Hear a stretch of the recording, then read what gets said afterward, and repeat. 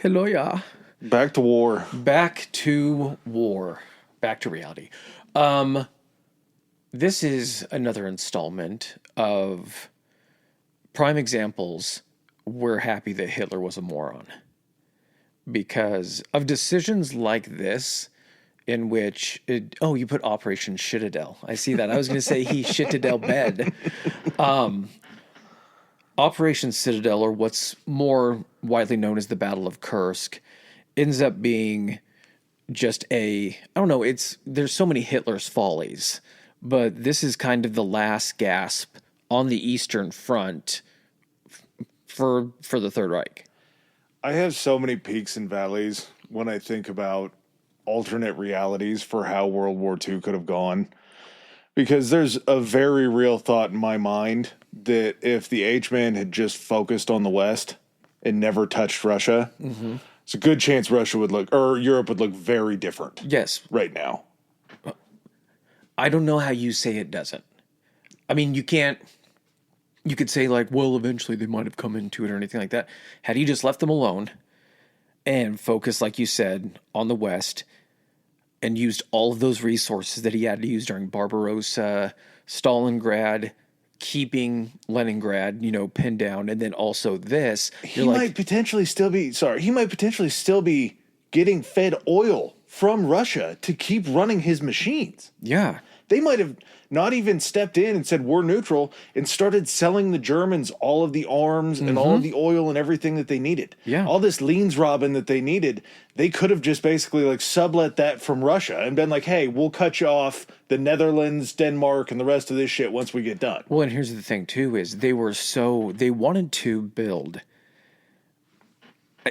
I think kind of where the prime contributor of them failing is because Hitler wasn't willing to be like, hey, that Libtraben or whatever it was, the living space? Lehnsraben, yeah. Lehnsraben. That doesn't necessarily have to be next door. I mean, we can have all of France. We can have all of, we can do Norway. We can have Scandinavia, all of that. But once we've also defeated these other countries, don't their colonial assets also become ours as well? And that could be the living space. And then eventually maybe we do something against Russia after we've then rebuilt our strength and everything. We're so advanced anyway. But I don't know, anything that happened in Russia during World War II is just a bad decision.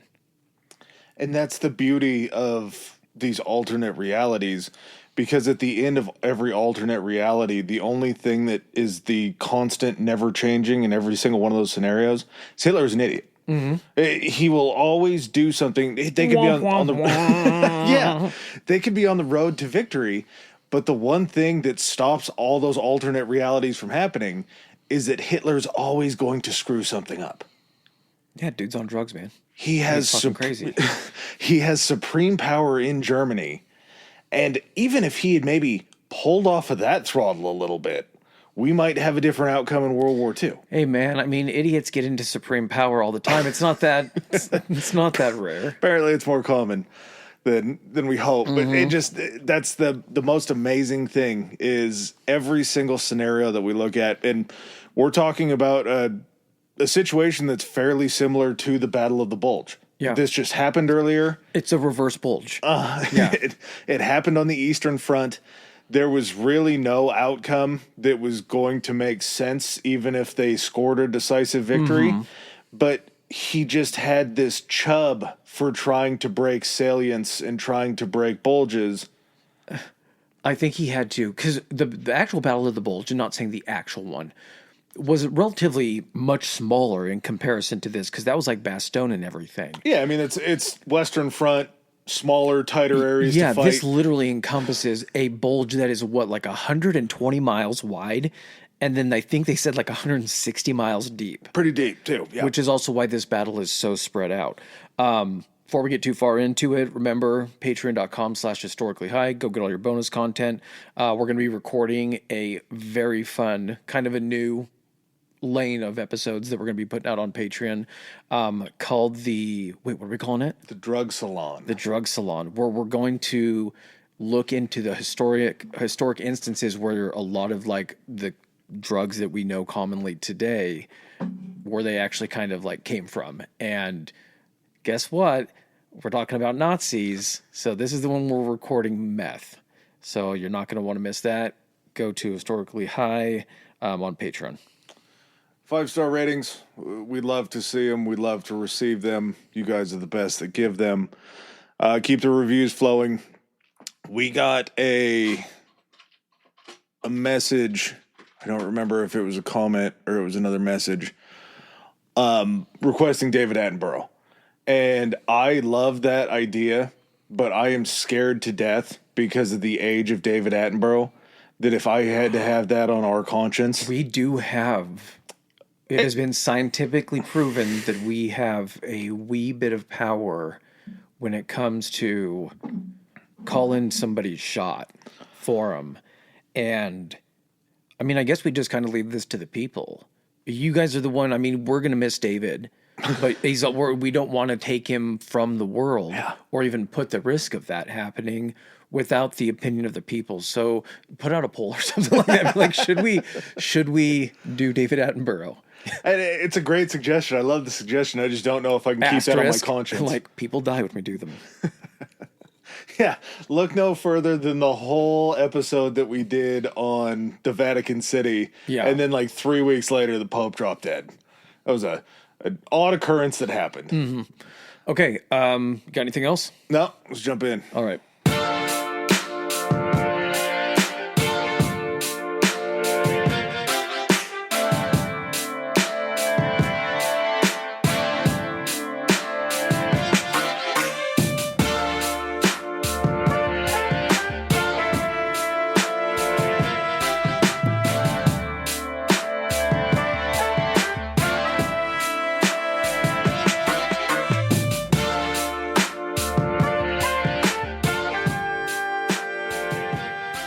Okay, so this is literally coming off the back, or coming on the back, however you prefer it, of Stalingrad. The final 2 weeks of 1942 see Operation Little Saturn put out by the Soviets, and this is the operation that helps encircle the 6th Army in Stalingrad, and turned... there were some good things that happened for the Germans here, because Friedrich Paulus got promoted to field marshal. So that was a nice little addition. Immediately to his rank. followed by his capture. Well, he was already captured. What was it? If you remember, it was Adolf saying, "You can't surrender," and him saying, "I think I'm going to surrender." And he goes, "Okay, well, guess what? Now you're a field marshal, and no field marshal in German history has ever surrendered." That's what I'm saying, but he was captured. He didn't surrender, but he was captured, right? I think he surrendered to the point, because we see him pop back up. It was in an the aggressive Nuremberg trials. surrender. Yeah. And after the loss at Stalingrad happens for the Germans, the Germans, interchangeable, their situation looks much different in the Eastern Front, because you basically see the annihilation of all of the other countries that they have taken soldiers from that were outside on the flanks that the Soviets just basically destroyed. People that were close to the Soviet Union, that had a beef with the Soviet Union, were the ones that fought. So I want to say, and the Italians, but there were, I believe, like some Romanian regiments or something like that. Belarusians too, maybe? Yeah. And so he had pretty much, those forces were gone. So you lose basically all your auxiliary forces. Just to give you a lay of the land, because that's the end of 42. This is where 43 is sitting, just in the area of World War II and all these theaters. Spring 1943, you have Allied bombing raids on German infrastructure, which, if you have a bunch of the Luftwaffe sitting on the Eastern Front, they can't be back trying to defend all your infrastructure in Germany after you made all of these promises to all of the people saying that they would never be touched. Well, guess what? Now they're getting touched. Yeah. Not only that, you have the surrender of Italian troops and German troops in North Africa. This is all coming off the loss at Stalingrad. You are pretty much losing in your little U-boat blockade that you have floating around in the Atlantic. There's so much stuff coming over that you can't keep up with it. And this is before Allied boots are technically even in Europe. Yeah. So there's a lot of things going wrong on the Axis side of World War II. And usually when things are all going bad, we've seen this in France. We talked about it during World War I when we were talking about Verdun. Sometimes pulling a defensive strategy isn't exactly the worst option. And I don't know if we've talked about it in other wars or in other battles, but I think we've seen it in a couple of parts of the research. Usually, if you're going on the offensive, you want like a 3-to-1 numerical advantage on the people that you're going I think after. that's what I've heard. It's usually a pretty safe bet that that's going to be effective. Because you're going against entrenched positions. Mm-hmm. So to go on the offensive against a Red Army that has, by your estimations, an incalculable amount of people. You got no clue. You just know they don't run out. It seems of like anything. It seems like it would be better on the Eastern Front to sit in a defensive position and try to build up some forces. Which do you think you would have learned this? Because you were, well, I guess everyone that was fighting at Stalingrad technically did not really make it out. No. Of Stalingrad from on the German side. So there's no one to explain to them and be like, hey, what happened at Stalingrad? I mean, you guys had that city surrounded for a long time. They're like, they had a river crossing. And it was just a constant flow of men into the city. And eventually there were just too many of them. And we couldn't get enough supplies coming back our way. You guys lost a city that you held like 97% of? Yeah. Yeah, because the 3% had a funnel that was pushing everything. The tap never turned off. And eventually you get tired of treading water.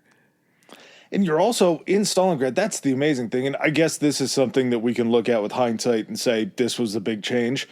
The Red Army going into Stalingrad was kind of a shit show. They were kind of a circus. And part of the reason that they were a circus is because, and we'll talk about it a little bit later, but in the late 30s, Stalin purged his generals in the military. Oh, yeah. And literally purging is in like most of them, killing them, because he was also coming into a position where he wanted to keep power. What normally happens is if something goes wrong during a war, or someone's going to launch a coup against you, it's going to be someone higher up in the military. Someone that has the support of the troops because they have to have support of an army in order to actually, pull the coup off. So Stalin's freaked out back in 1939 because he finally gets a hold on it, or he was a little bit before that. That was around the time, right? I want to say it was like 1938, 1939. Okay. Yeah, I think you're pretty on. So he is trying to surround himself with just the guys that he came up with into this position. Not all of them are even very good, like as far as like being strategists or tacticians or running the military. All the guys that can do that could possibly turn against him, have been taken out by this purge. Most of them killed, some of them just like locked away, and maybe a few of them just sent into retirement or something. But during the first part of World War II, there's no one really to organize or to build up any type of cohesive strategy. And that's why during Barbarossa, it's just like the Soviets turn tail and just run. Mm-hmm. Until they're told that if you turn tail and run, we're going to have guns. Until they are able to develop the system of saying too much turn tail and run, we're going to start shooting you guys now.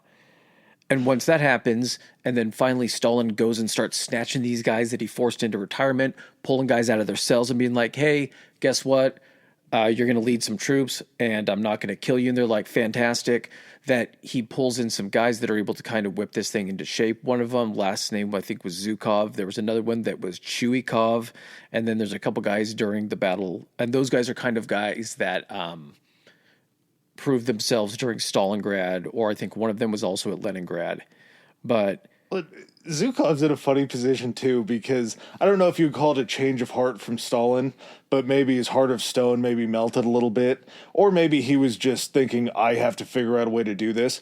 Stalin brings back like the old Russian Empire style army. Guys that served under like the Tsar in the Tsarist army. You have guys that have like the rank boards on their shoulders that show all of their ranks. You're handing out medals to everybody, even down to the cooks. They're handing out achievement medals too. And Zhukov, who's seen the way that Stalin's run the army before, comes back into the situation. He's like, what the fuck? Why is everybody so shiny? Why are all of our uniforms looking like this? And to Stalin's credit, I think it was because he realized that he kind of had a peasant army at that point in time, and maybe putting a little lipstick on a pig might give them some confidence. Yeah. And I think it did, because we're going to be talking about a time during Operation Citadel and this Battle of Kursk where the Red Army still doesn't have their shit together. Yeah. It's going to be a long ways down the line before they can hone this craft. But luckily for the Russians, it doesn't matter. Numbers. Yeah. You could be fucking up a little bit, but if you're just fucking up repeatedly, but taking, advancing the entire time, you're still going to get somewhere. Well, just to point this out, February in 1943, the Red Army had taken back Rostov. Army Group South, the Nazis, had engaged the Red Army in this counteroffensive. It was led by, I believe he was a commander, Manstein, led this elite SS Panzer. Oh, that was the other thing. Stalin started naming the corps that did well. Yeah. He would call them the Guards. So Guard was like the elite of the Red Army. Gotcha. That's where we get like the 5th Guards Army and stuff like that. And you have, again, the elite SS Panzers. This isn't just the men that were drafted into the army in Germany that could be anybody. The SS are the guys that are down to clown. Yes. They are full-blooded. We're going to do anything that Adolf Hitler says. Yes. And if you become an elite SS Panzer group, you're the shit while being also crazy. So the Panzer, or the SS Panzer and the 4th Panzer Army strike these Soviet flanks. They scatter the formations again. February 19th, this happens. And there's just house-to-house fighting in the city of Kharkov that starts on March 11th. And they consider this, I guess it's the second Battle of Kharkov. They call it Little Stalingrad because it's just house-to-house fighting like they were doing in Stalingrad. And I can't imagine that the Germans doing that again. They're probably thinking, God damn it, we just lost doing this. Why are we doing this again? Well, we're in the city this time. Yeah. We'll make sure we defend it, because that was the whole gripe, is that they, we took 97% of it. Yeah, that's true. And after 4 days, they end up having control of the city by March 15th. And I mean, both armies kind of run into the same issue at different times. And one seems to kind of learn its lesson a little bit more, but you have, during this point after Stalingrad, you have whoever got away from Stalingrad is still moving back toward friendly, defensible, Nazi-taken areas. Yeah. And so as the Red Army are chasing them back, they end up capturing, I think, Kursk was previously, because again, this is all where they stopped them at Stalingrad. They chased them back and retake all this territory. So one of the cities they did retake was Kursk, Rostov that you mentioned, and then Kharkov. So that's when Manstein basically launches this counteroffensive in late February, hitting what was an overextended army. Yeah, so the Red Army had fallen in the same trap that the Germans did on the way there. And if anything was built up as far as infrastructure to move or anything, the Germans are destroying that on their way back as well to slow down the advance of the Russians. It's just this weird back and forth that goes on the Eastern Front. The expenditures for the Red Army to lose Kharkov, 45,000 killed or taken prisoner, 41,000 wounded. And this is just in Kharkov alone. The Germans lost 4,500 that were either killed or missing and had 7,000 wounded. They lost almost 90,000 of the Red Army in the fighting in Kharkov. To recapture it. Well, they lost it. That was when they lost Kharkov. Okay. That was how much they were willing to expend in this fight. That was on March 15th, 43, when they came back and when Manstein came in and took it. Okay, gotcha. At that point, it was kind of to the point where winter was coming to an end, which you're like, okay, that's what they want. They want winter to come in. You can't fight in like the spring thaw, because all that shit that was frozen now turns to swamp and mud. So there's this weird period where technically you can fight through the winter. I mean, it's horrible and it's horrible for the equipment, but you can still get around a little bit. But then in the springtime, it's like, oh, no. We can't do anything. We got to wait till stuff dries out. And then in the summer, we can launch something. It's like a spring dysentery. Pretty much. Everything just flows right through. Shit, man, think of all the frozen bodies. Yeah. That we talked about this. When was it? I mean, I'm sure we've done it several times where there was like a thaw or something when all the bodies on the battlefield started to kind of like... It had to be Stalingrad. It might have been also one of the World War I, like Somme or... Yeah. what was the other one? Verdun. Verdun, that's right. the amount of bodies would just keep showing up. So basically, when they came in, when the German advance came back in and stalled before the spring thaw, they'd created this thing. It was the Kursk salient, so the bulge. And the bulge basically protruded roughly like 100 miles westward into German lines. So if you think about it, it's like taking Germany just kind of pushes back into Russia and it doesn't push the center section. And in the very center of that bulge is where Kursk is. And you could say, from every picture that I looked at, midnight to 6 o'clock is basically the line. Yes. You have Russia to the east from 1 to 6. You have Germany to the west from 7 to 11. And then kind of right in the middle of this clock, you have this salient that pushes out. Toward like 9 o'clock. The German line, I want to say at one point, was extended to like 1,400 miles. Yeah, I mean, think of it in the sense of like 100 miles deep, and then I think it was 150 miles across. And just for them to be able to watch, and that was just the salient. That wasn't the part that leveled out. Yeah. And you're going east to or north to south at that point.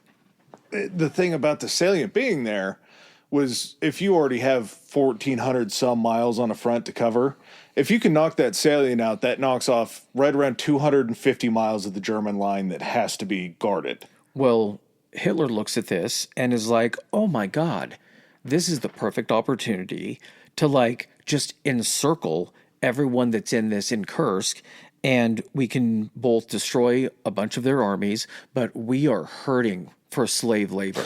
Because I'm having to send everybody that was in these factories that was working as part of like the Nazi Party for the country to now go into the military, but we need people to take their places in the factory. So yes, if we can surround and capture these large portions of the Red Army, we can just send them back into Germany, flatten this bulge out, and, you know, great, we're set. We have 250 less miles of line that we have to have guarded too. And the Soviets don't get to use Kursk, which again was like kind of an industrial place as well. I want to say the biggest problem, but we know the biggest problem is still Hitler. At this point in time, the German offensive playbook is really kind of a smash and dash. Mm-hmm. It's lightning war. It's blitzkrieg. Yeah. That's what made them their hay in the West. That's kind of what Barbarossa did on its way to Stalingrad, mm-hmm. as you had Army Group North was headed up towards Leningrad, and they besieged them for like 100 straight days. Then Central was going deeper in. South was supposed to go down to the Caucasus and take the oil fields, right? Well, when they were retreating, they had to pull back from all of that as well, so they didn't get cut off. Yeah. They still, or Hitler feels that they still need that because that's going to be the lifeblood of the army. Thinking about it in the sense of like, yeah, man, they smashed in during Barbarossa and they went deep. But then thinking about it in the sense of like, yeah, they went pretty much all the way across the same distance as France before they even got to like Stalingrad, maybe even further. The only reason that France just had nowhere to go. Well, France couldn't go into Spain. France couldn't go into Portugal or anything. Yeah. So as soon as Germany had control over the majority of the country, Russia's just sitting here looking like, they didn't even get to, Berlin. Yeah. And they're looking at this and they're saying, or not Berlin, Moscow. And you're looking at this and you're looking to the east. You're like, we still have so much country back there. Do you know how far they're going to have to get across this country to make us have to give up and we're going to run out of space to retreat to? Like, it's not possible. Long way between here and Asia. Yes. And the other thing is, if you're pushing into France, you're moving lightning quick in France because they have roads. They have ways that you can move your military very quickly because mm-hmm. you're pulling horses, or you used to have horses pulling stuff for the Germans. When you get into Russia, guess who doesn't have roads? And guess why they don't need roads? Because there's no reason. There's nothing there. There's very few roads because they're going between the very sparse and separated like cities and everything. But you know who knows how to move across all this other like this landscape, and who knows to which mountain passes you should go through and what months you can actually travel with how heavy of equipment? The locals. Yep. We're not going to know Russia more than this. And what are they moving? Shit that takes 3 horses to move. They're not moving artillery pieces or anything like that. Well, eventually. The Reds know how to do it. Well, yes, but from the Nazi perspective, yes, they think, yeah. And it's the obligatory, you got to throw in, hey, the other allies were doing things to help Russia on the Eastern Front because we hadn't opened a second front yet. The Lend-Lease program was huge. Yes. Because not necessarily on the artillery side, because Russia had already moved their factories and shit into the Ural Mountains, was it? Which is so nuts. Like, that's one thing, like the scope and like the time frame of being like, you know how long it takes to build a fucking factory? And it's like, yeah, when cities were getting destroyed, and it makes perfect sense. You can't just be like, well, I guess we don't have that shit anymore. Yeah. But you're just like, build the factory somewhere back where they can't get in. They're like, oh, okay. And we'll just do that lickety split and have it happen. They did. But the big part of the Lend-Lease program was the United States and Great Britain were sending them over food, rations. They're sending them over spam, Russian spam, Yeah. I'm sure was nuts. But the big thing is troop carriers. You have Jeeps, you have big deuce and a halves that are able to move their soldiers a lot faster to the front lines because they're not just being pulled or marching down there. By the time they get there, Lend-Lease says, we just drove these guys 600 miles that they would have probably had to march. So they're going to be a little bit fresher on the front lines once they get there. Well, okay, so like by the summer of 43, when this whole thing's going to take place, the United States had shipped hundreds of thousands of trucks to the Soviet Union. The one thing that they said, stood out the most was this thing. It was the Studebaker US-6. It was a 2.5 ton 6x6. I don't know if it was just about like Europe and aside from like Russia had very established road systems or something like that, but so many of the German trucks were 2-wheel drive. That shit ain't gonna cut it. And so you're designing these 6x6 trucks that are being sent over where they're just able to move troops at, a very fast forward pace. But then at the same time, they said they would strip the beds out of these trucks and they started mounting those rocket batteries on them as well. That's pretty badass. Yeah, they found it so reliable and sturdy that they would it was the Katyusha rocket launchers. And then what they would do is the big thing when those rockets came out is they were pretty big and bulky, but they were hard to make. So you didn't want them getting blown up. They could park these trucks, get them leveled, fire these things off, and then just pull away to another location. If they're not sitting there for long enough for you to dial an artillery shell in, you're not getting rid of them. Yeah. They're just going to keep peppering away at you. And for as much fawning as we're doing over the Red Army, and we kind of got to take their side in this one because they're fighting the Nazis, and they are technically an allied force, which is why we're doing Lend-Lease. You would think all the stuff that we just talked about with the Russians and the Soviets would make the Germans think we probably don't want to push an offensive on these guys because they do seem to be getting their shit together. And the right thing to do would be to sit back in a defensive position. But again, ta-da!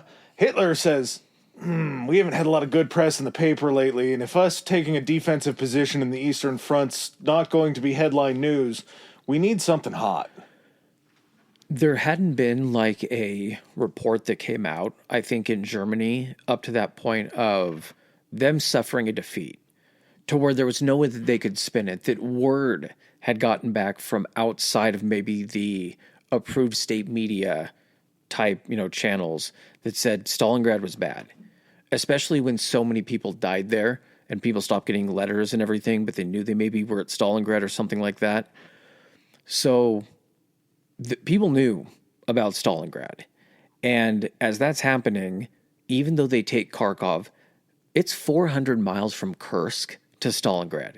They lost 400 miles, 400 plus miles of territory. And even though Kharkov happens and they retake that and they take out 90,000 or however many you said it was for the Red Army, no one gives a shit because for the first time at Stalingrad, the Nazis were stopped, and not just stopped, but they lost a lot of people and don't have anything to show for it. People know the name Stalingrad. They don't know Kharkov. And this comes up during the planning of this thing for Kursk, Operation Citadel, is at one point, I think is it Model?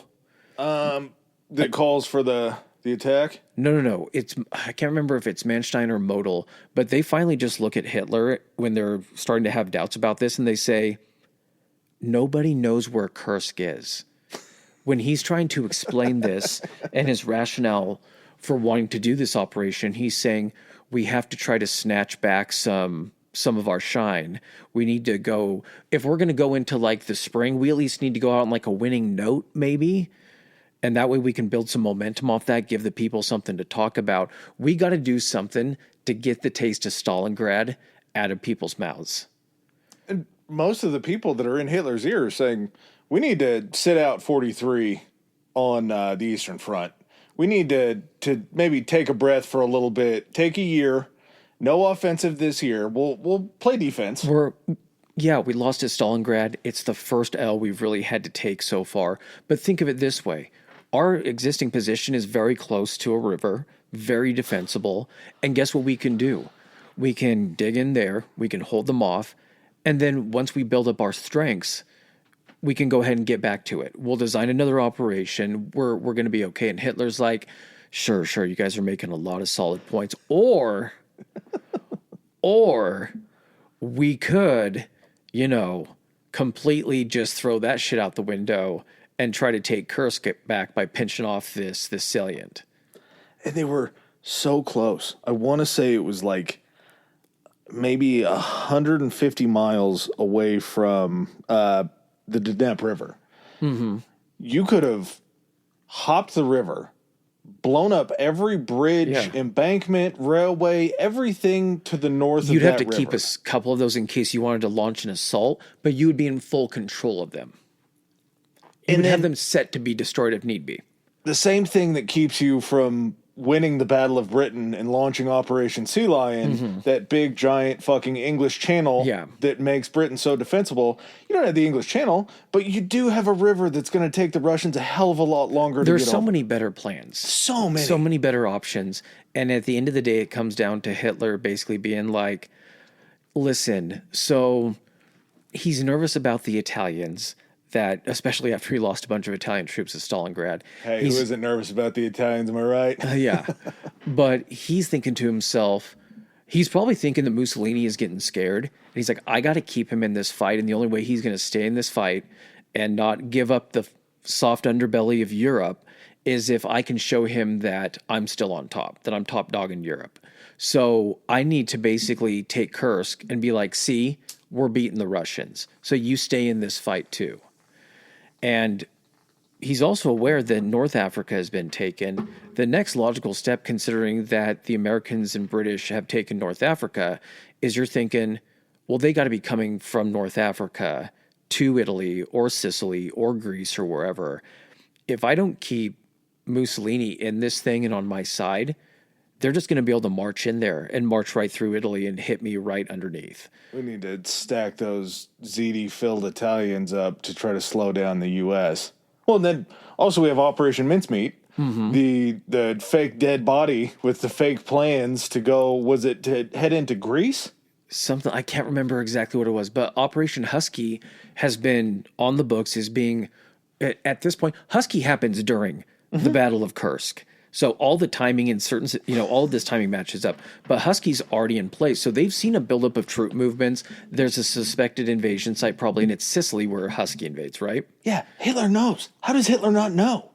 But at that point, too, is this also Hitler saying, if Husky goes off, is it going to be better if I have lost and I'm just holding the line up here? Is Mussolini going to look at that and say, hey, man, remember Stalingrad? You haven't really done anything since Stalingrad, and now they're on Sicily. I got to start thinking about maybe surrendering.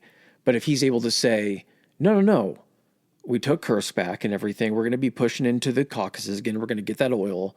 No, you're going to stay and keep doing what you're doing. Maybe it gives Mussolini less of an out.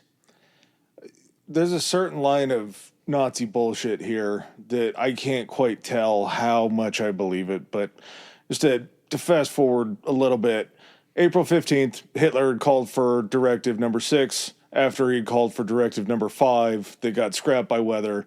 Directive number 6 is Operation Citadel. He calls this April 15th. Now, when they're going through these plans for Citadel and they're talking, his chief of staff that had stepped in, I think the guy before him had gone back to Germany for something. I want to say they're sitting somewhere in Poland. Like East Prussia is what they renamed it or something like that.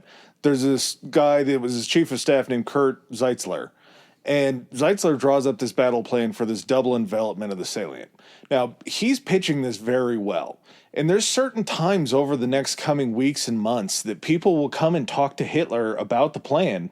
And it's known to these people that Hitler didn't exactly want to do the plan and he didn't exactly agree to the plan. And he had always kept saying, well, no matter what happens, if we go with Operation Citadel, the very second that Husky lands or whatever, that the soft underbelly is penetrated by whenever the Allies land, wherever they're going to be in the south, we're going to pull out.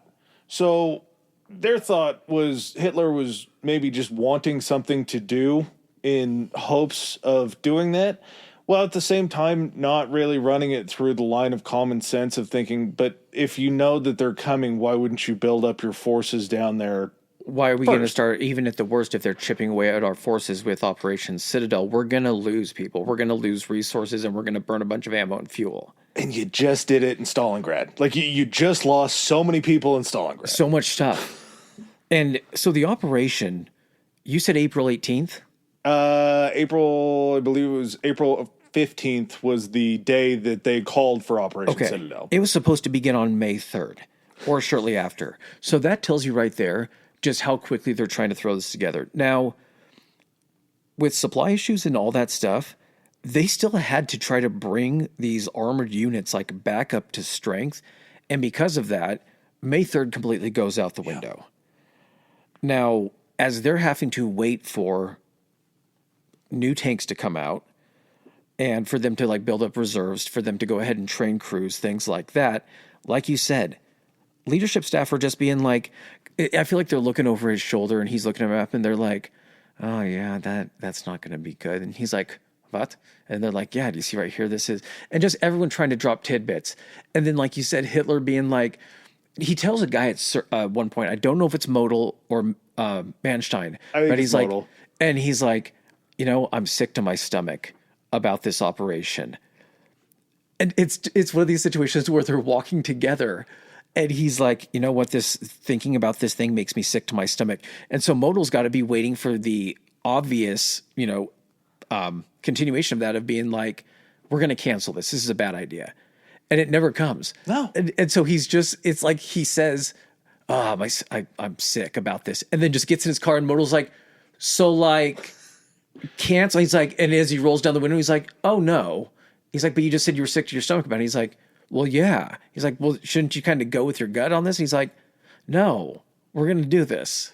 Do you know how many drugs are affecting my gut right now? No, we're not going with my gut. It was Heinz Guderian. Okay, so it was told Guderian. him, how many people even know where Kursk is? Well, Modal was telling him the entire time, hey, we've let the Red Army sit for so long that they have dug into this place like we've never seen before. And again, Hitler, as you're talking about, it's like, stomach hurts, don't really like that. Modal's thinking, all right, we'll have 2 more of these conversations and it'll be done. Mm-hmm. We won't have to worry about it. You can only be so sick to your stomach. Didn't happen.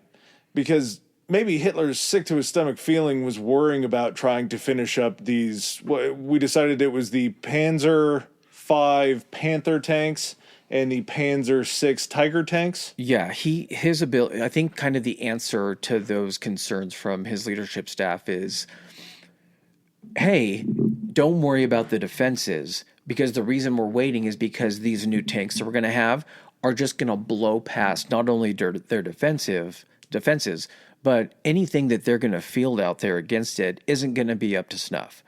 These things can destroy their tanks from much further range, and they don't have, the artillery in order to zero in on these things. So he's waiting for these, he called them Wunderwaffen. They were Wunderweapons. And like you said, it was the Tiger and then the Panther tanks. And Elefantes? And the Elefanter, however they want to pronounce it.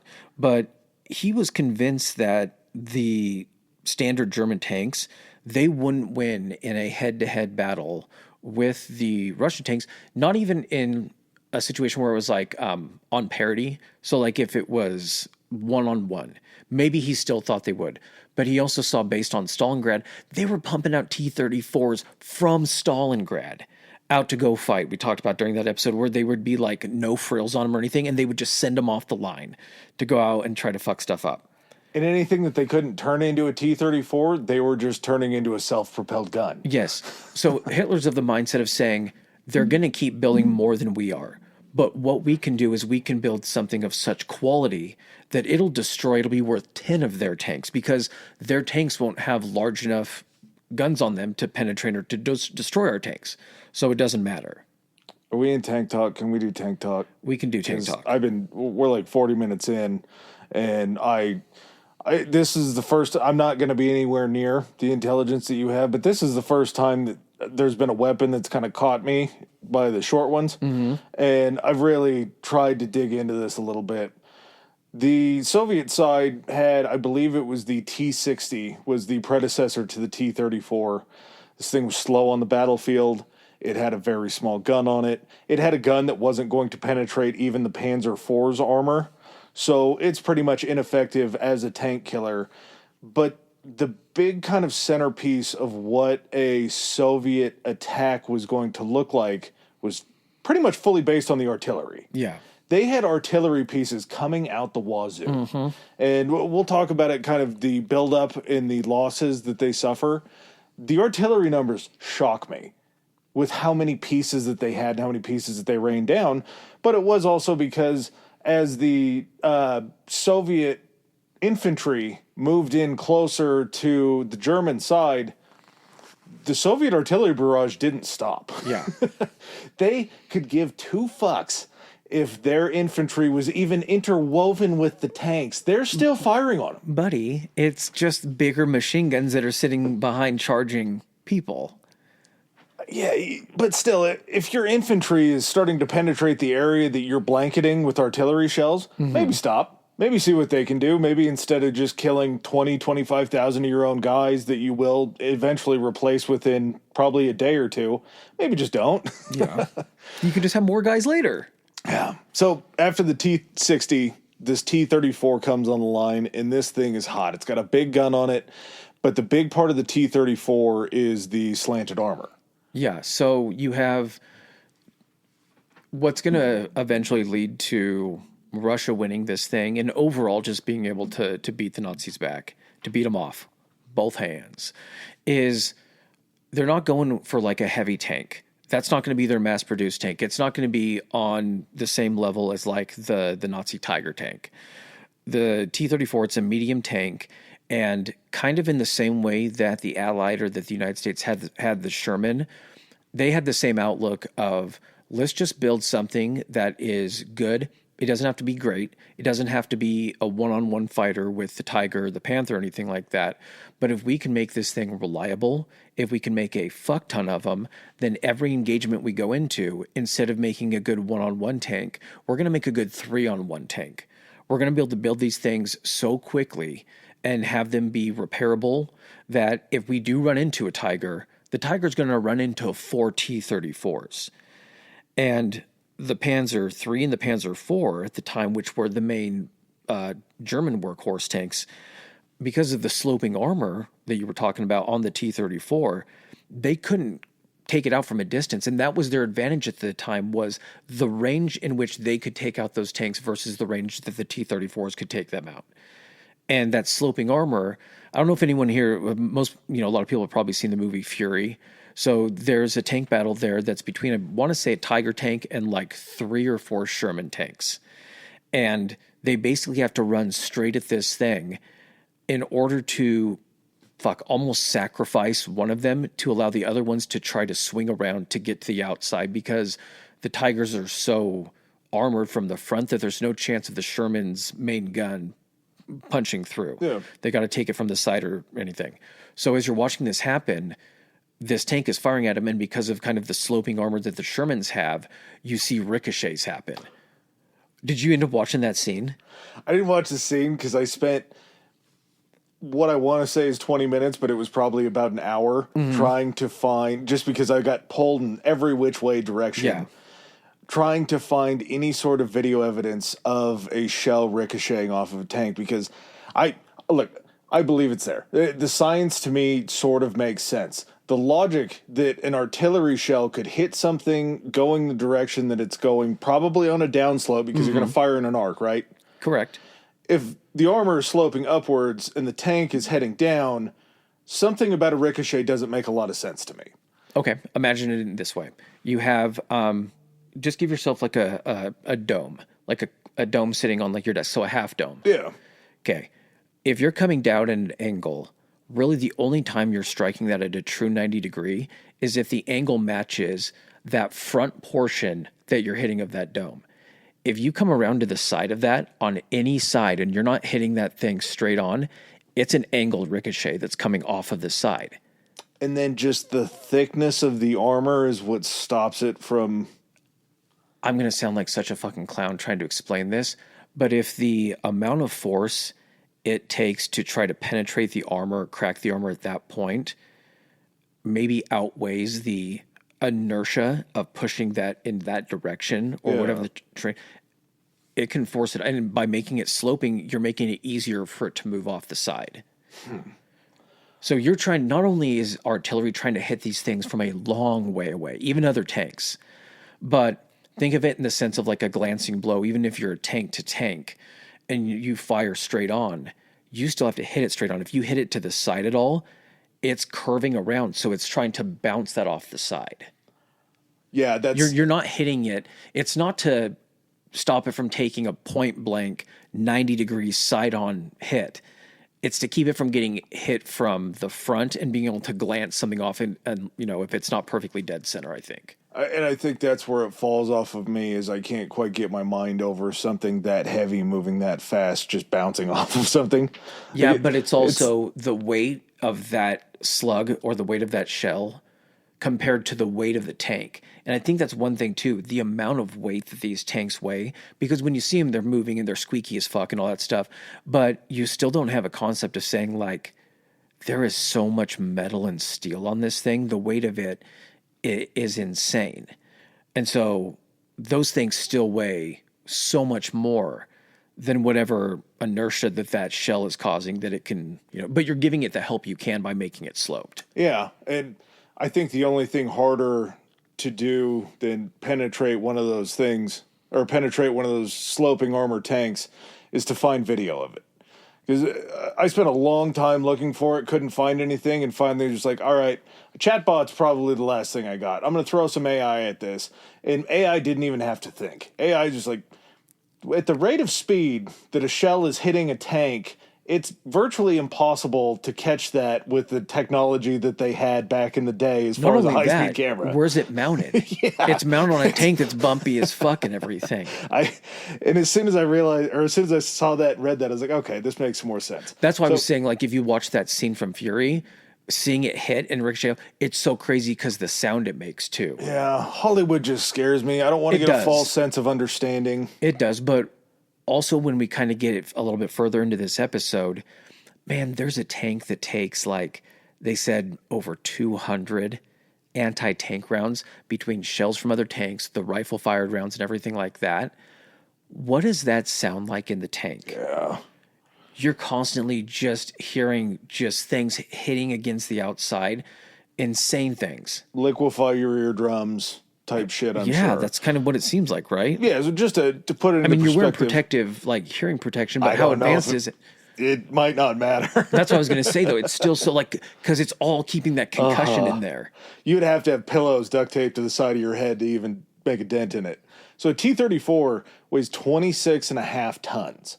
So we're talking about, what, 50, I guess, a half ton. 53,000 pounds is what one of those things weighs. That's a T-34. Do you know how much the Tiger weighs? Was it more? 60. 60 tons? 60. And it was still that agile and that nimble, huh? It really wasn't. The Tiger other wasn't? Panthers were. Was it the Panther that was? The Panther was a little bit more, but the Tiger, man, like, the weight for that, I think they said in some instances it couldn't get over certain bridges because it just weighed too much. But this is also situations where they're going into, like, fields, mud. I don't care how, good the tracks are on these things. Moving something that's 70 tons through a muddy field, and then it's so heavy, what's going to pull it out? Yeah, it's a lawn ornament at that point. Yeah. All this stuff is going to come in to bite, bite the Nazis in the ass. They also, on the Nazi side, had an elephant. Mm-hmm. That was something that they had produced. And again, I think that was that the one that you were looking at? 65 tons, 143,000 pounds? Yeah, so... Okay, so the Tiger, which had an 88 millimeter cannon, which could punch through anything that any of the Allies could put against it. That's why they had to put up more numbers. And the Panther, they both had these high velocity cannons that could take out any Soviet tanks from a distance where the Soviets couldn't even fire back. So Hitler thinks that this is going to be a huge advantage. And at the same time, he's still looking for ways to bolster his forces. Ferdinand Porsche had been in the process of trying to secure a contract to design tanks. He was so confident that he built like 100 of these giant chassis. And I think what ended up happening is Hitler ended up approving whoever built the Panther or the Tiger. Was Ferdinand Porsche somebody in history that this is the only time that he pops up and he has absolutely no relation to the Porsche cars? No, this is the same. Oh, you don't say. Yes. Interesting. Yeah. Is it interesting? Imagine that. Imagine. So he takes a larger 88. Now, these 88s are also the artillery pieces that they're firing up for like flak, thousands of feet in the air up to hit these planes. So they're putting these in tanks.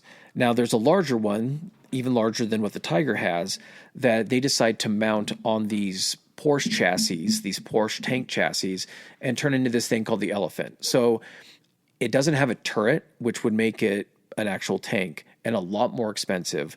So they take these anti-aircraft guns, put them in on this chassis, and then just build like an armored shell over where they're loading it and aiming it. So this is one of those tank killers that has to be pointed in the direction where you just kind of get it stationary, and then you hope something kind of comes across your path.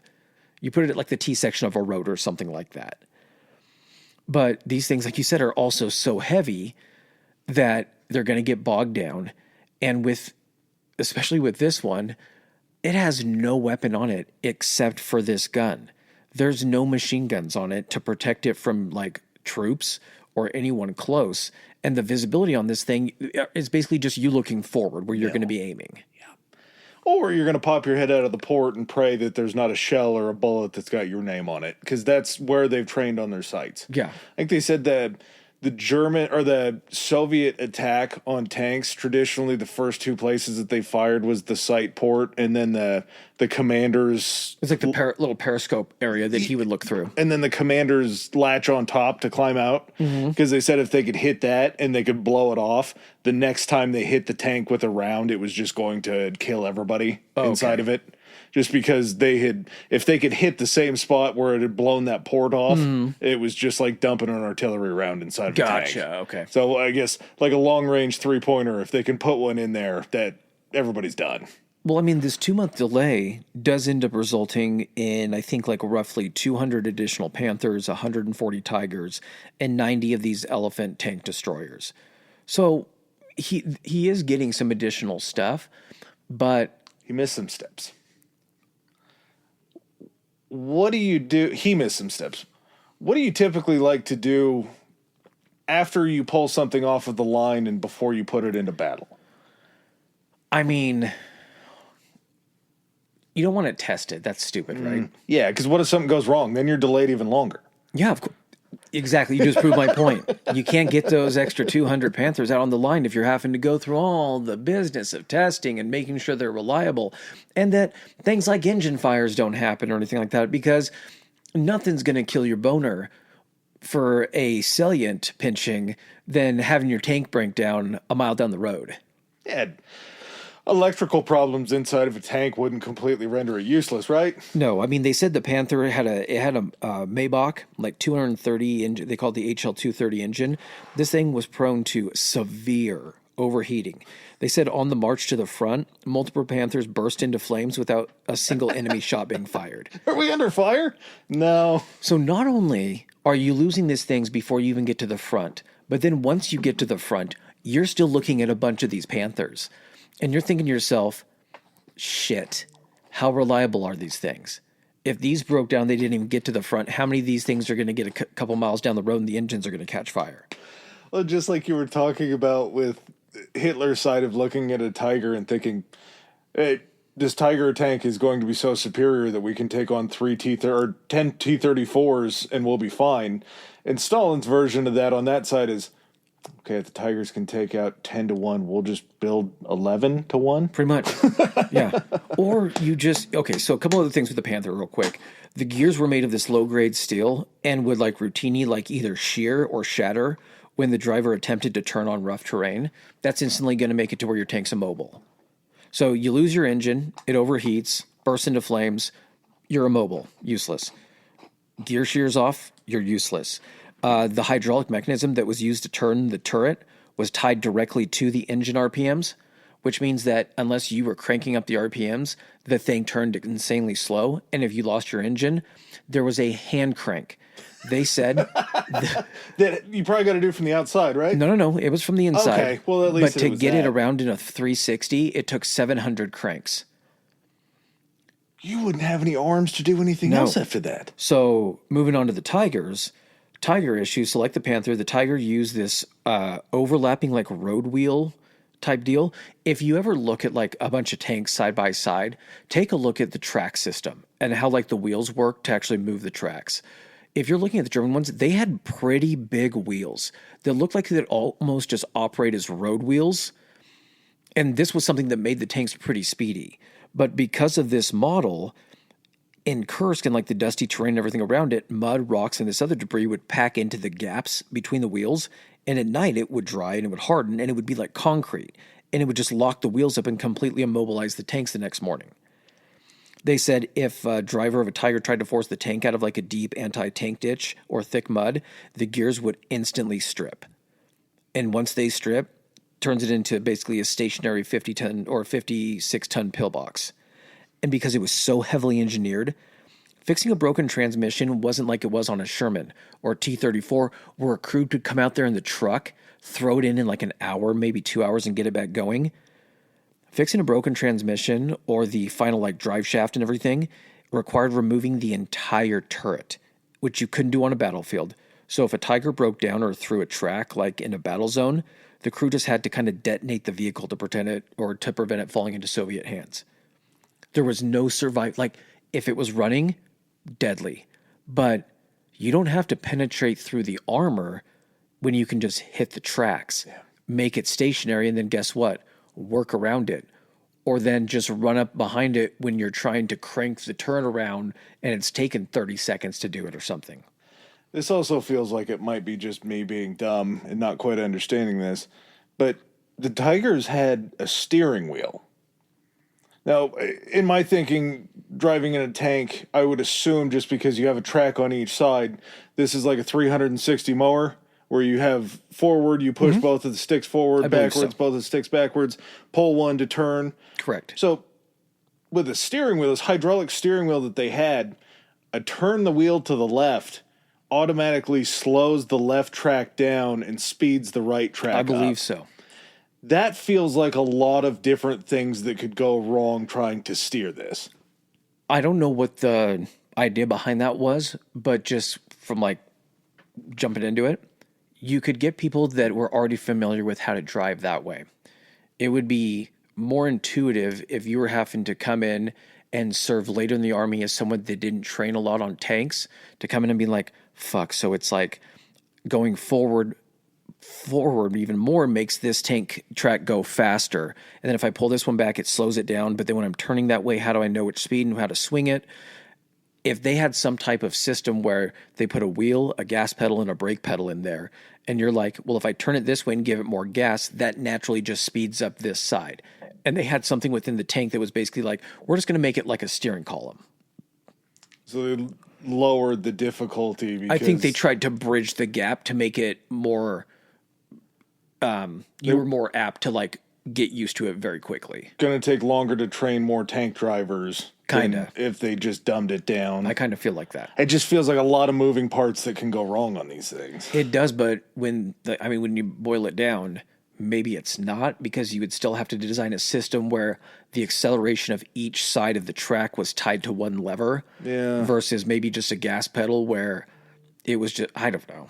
If you pop one of those tracks, though, it doesn't matter. It's going to stop you from You're turning fucked. either Yes, way. 100%.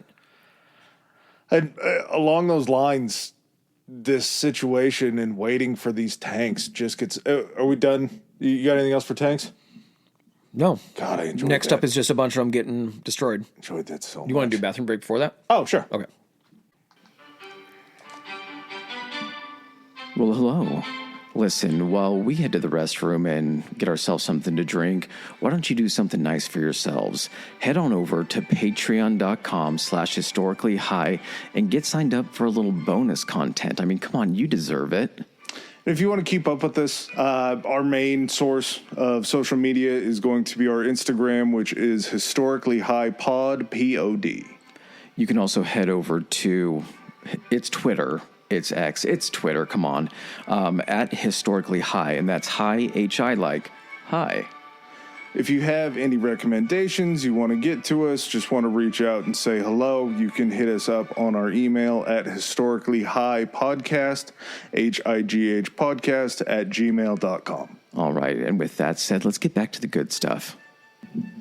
Okay, so we already talked about the problems that are going to be facing the Wehrmacht. Now, what makes it even harder is if somebody knows where you're going to attack, when you're going to attack, how you're going to attack, that's going to make it even more problematic, right? It's just so much more difficult when the other side knows your plan. Yeah.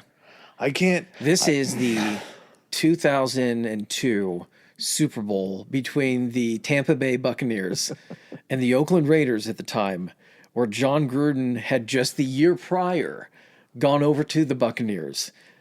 And the Raiders thinking to themselves, there's no way in hell, what are the chances we're going to be facing our old coach in a Super Bowl year, right? I mean, we can't afford to change our playbook because we're not going to run into him until you do. And he knows every fucking thing you're going to do. Even if we run into him, he's not going to remember our playbook, right? He's not going to maybe unintentionally drug That was not me comparing the Raiders to the Germans either. I was just saying, modern day, No, in Mendoza, the parlance of our times, man. In Tom and Mendoza we trust, right? In who? In Tom and Mendoza. Well, you would say Brady and Mendoza. Yeah.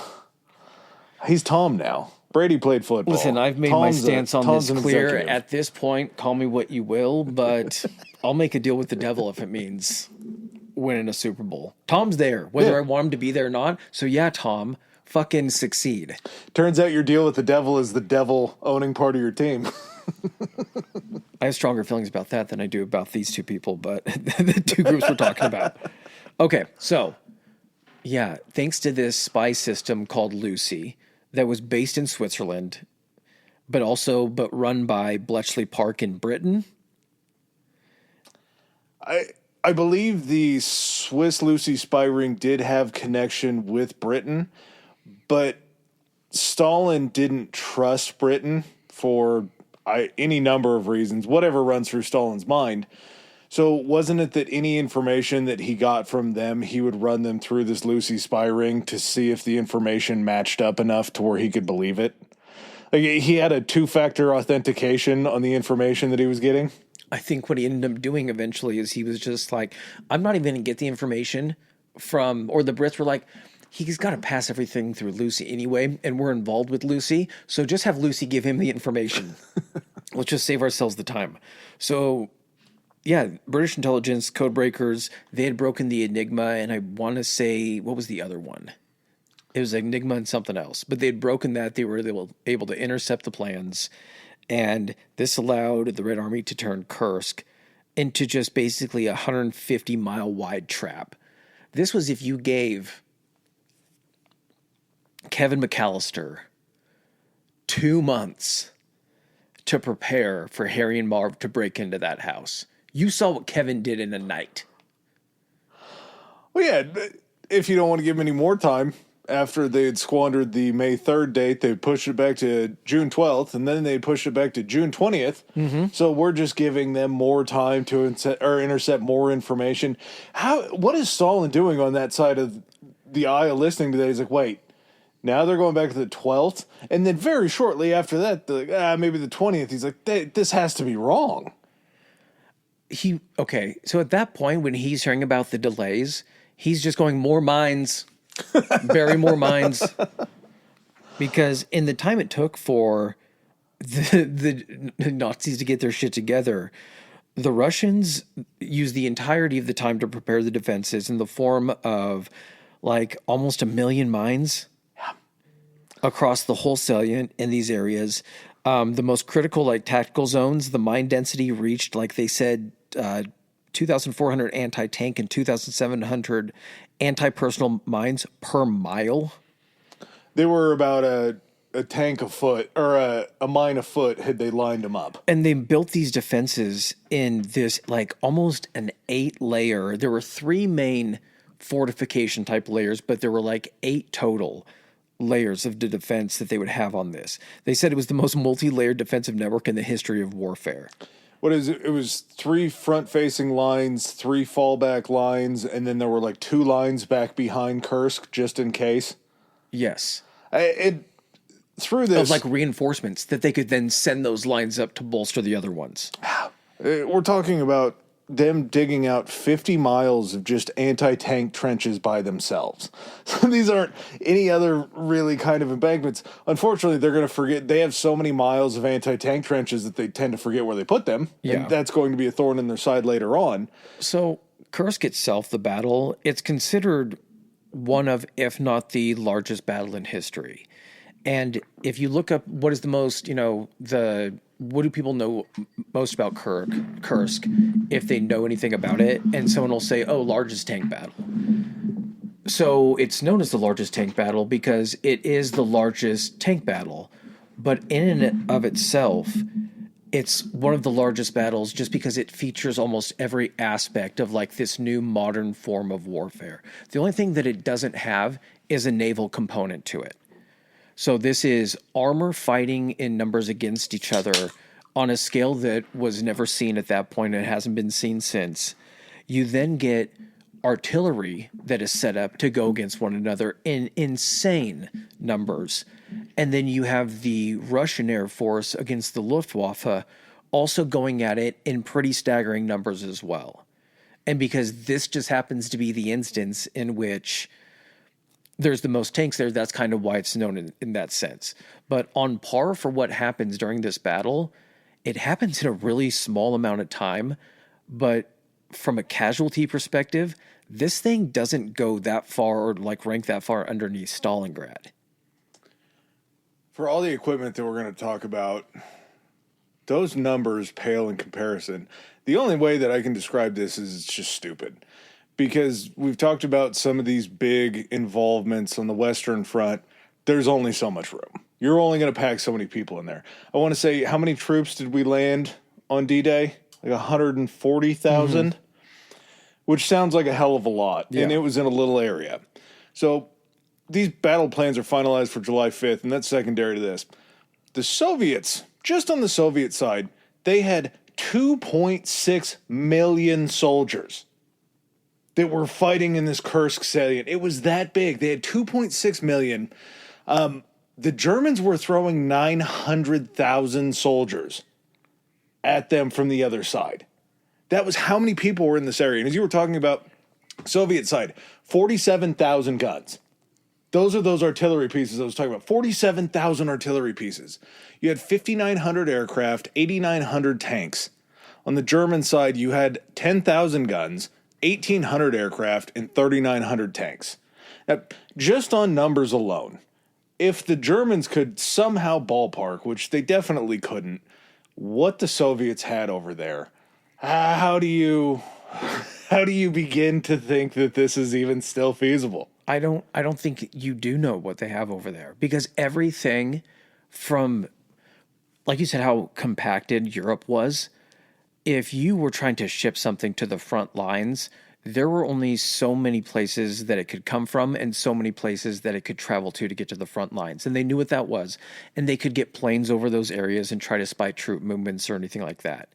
Stuff was so far away in Russia that there may have been trains that were miles long hauling tanks, but if you're not there on that day or you're not surveilling that area, that train comes and goes and just drops off shit or is constantly moving stuff to the front. And that's one thing too. Every aspect about this was not in favor of the Germans. I'm trying to remember which episode we talked about it. I think it was when we were talking about the German to like when Germany invaded France. We talked about the differences in the rail lines, how each of the countries used a different gauge. Yeah. And so you would have to either switch trains or you would have to replace railway lines just in order to be able to move stuff. Well, in that 900,000 that the Germans are going to put up, that's just troops. That's not a fighting force. That's not the battle guys that are going in to fight. That's support staff and everybody else that's running behind the scenes. Whereas 2.6 million, even if you have 600,000 of them in support roles, that's still 2 million people. 2 million people is just you're never going to beat 2 million people with less than 1 million people. It's just, the math's never going to add up there. And I love that you're bringing up railway lines, because this is what they're facing on the front. You also have partisan attacks that are the bane of the Nazi existence. So leading up to this, by May, Soviet High Command had already made contact with some of these partisan groups to kind of coordinate these attacks in concert with military operations. In June, before this all kicks off, the partisans had already conducted over 1,000 attacks on railway lines in June alone. Right? 30, 31 days in June, don't give a fuck. 1,000 attacks is a lot of attacks a day. Yeah. That they're sieging on these railway lines. By August, which is kind of after, I guess, the end of this engagement, 20% of the trains that the Germans were sending to the front were getting picked off by partisans. Yeah. So if you're looking for 100% supplies to try to stay in this thing, you're maybe getting 80%. And you're still getting information. Kind of jumping back real quick to that Lucy spy ring. Oh yeah. So the guy that ended up in this I'm going to look into this more because this might be a Patreon episode. His name was Rudolf Rossler. His code name was Lucy. Huh? The partisans? No, this was the Lucy spy ring. Okay, there's something called the Rail War that we're probably going to have to do one on too. Yeah. So this guy routinely passed like top secret German high command decisions to Moscow. Now, this guy's sources inside Germany were so highly placed that he often transmitted German operational plans within 24 hours of Hitler signing them. So what I mean by that is if he had people in those types of positions, all that information has to go to is Moscow. Moscow forwards it to the partisans and says, this is when train shipments are coming in. It's that simple. It's that fast to know when shit is coming. And the partisan thing is kind of interesting to me. I guess we can kind of get into some of these questions now. I don't see how the ideology would ever allow this to happen. But what does the Eastern Front look like if the Germans go into Ukraine as liberators instead of antagonists? If they look at the Soviet Union, this is after all of the Ukrainian deaths and from the what happens when you can't grow crops? Famine. Yeah. After this Ukrainian famine that kills millions of people in Ukraine because Stalin is pushing all of this wheat and shit towards Russia and towards Moscow, what happens if the Germans roll into Ukraine and say, hey, your Bolshevik overlords are holding you in this position hostage. We're here to fight back the Red Army who's killed millions of you and done untold poor things to you in Ukraine. You can join Greater Germany and fight for a cause that will protect you. If you drop that whole ideology of fuck the Bolsheviks and you go in there to try to liberate. But you're not going to drop that ideology. But I get what you're saying. I mean, yeah, it's definitely going to help you, but they had the mentality that everybody that was that side of Germany were like Untermensch and everything, that like they were subhuman. It's just one of those things that they had a chance, they had an ability, because we know what they did on their way into Barbarossa to some of those places. And had they not been fighting these partisans, like I was talking about this rail war that I'm sure we're going to have to do a Patreon on, 100,000 partisans that had broken up into roughly 170 brigades from August to September, blew up tens of thousands of rail lines in occupied Nazi territory. And That was Operation Rail War, you said? yeah. Okay. Yeah. So they said that in June and July of 43, partisans detonated over 20,000 explosive charges on rail lines in the German rear. They said on the eve of the battle, so like just the time frame leading up to that, they were destroying or delaying up to 30 supply trains a day. One of the SS Panzer Corps saw its ammunition deliveries cut in half in the final days. So even before they started the operation, commanders were rationing shells before the fighting ever even started. And Probably then, not a good thing, right? well, and then while they're also trying to not only just get things by rail, because the gauge going into, I believe it was Russia, was different. So the German supply chain depended entirely on trains as much as possible. The Soviet rail system used a wider gauge track that was 5 feet, and the European standard was 4 feet, 8.5 inches.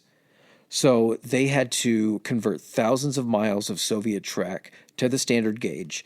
And where they weren't converted, every single ton of ammunition, fuel, food, all had to be manually unloaded at stations or points and then loaded from European trains onto captured Soviet trains to get that stuff. That's a passive defense, right? That's the only reason that you do that and don't have a standardized gauge on your rails. It's passive defense to know that if anybody invades your area, they can't use your rail lines because your rail sizes are different. Because what's the other reason not to? Well, I don't.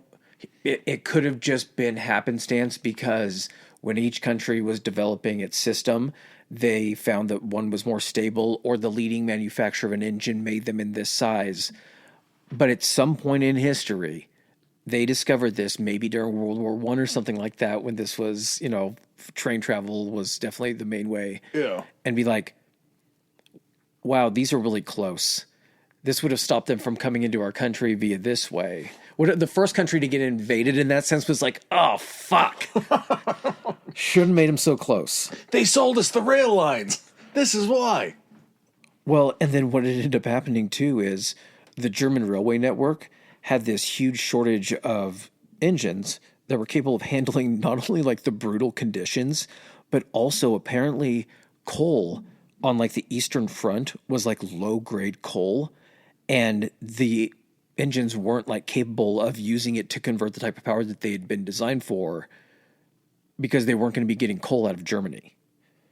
And so it would leave just like when they didn't have enough of this coal or enough, power to transport this stuff, it would end up leaving these like supplies just sitting stranded like hundreds of miles away in Poland.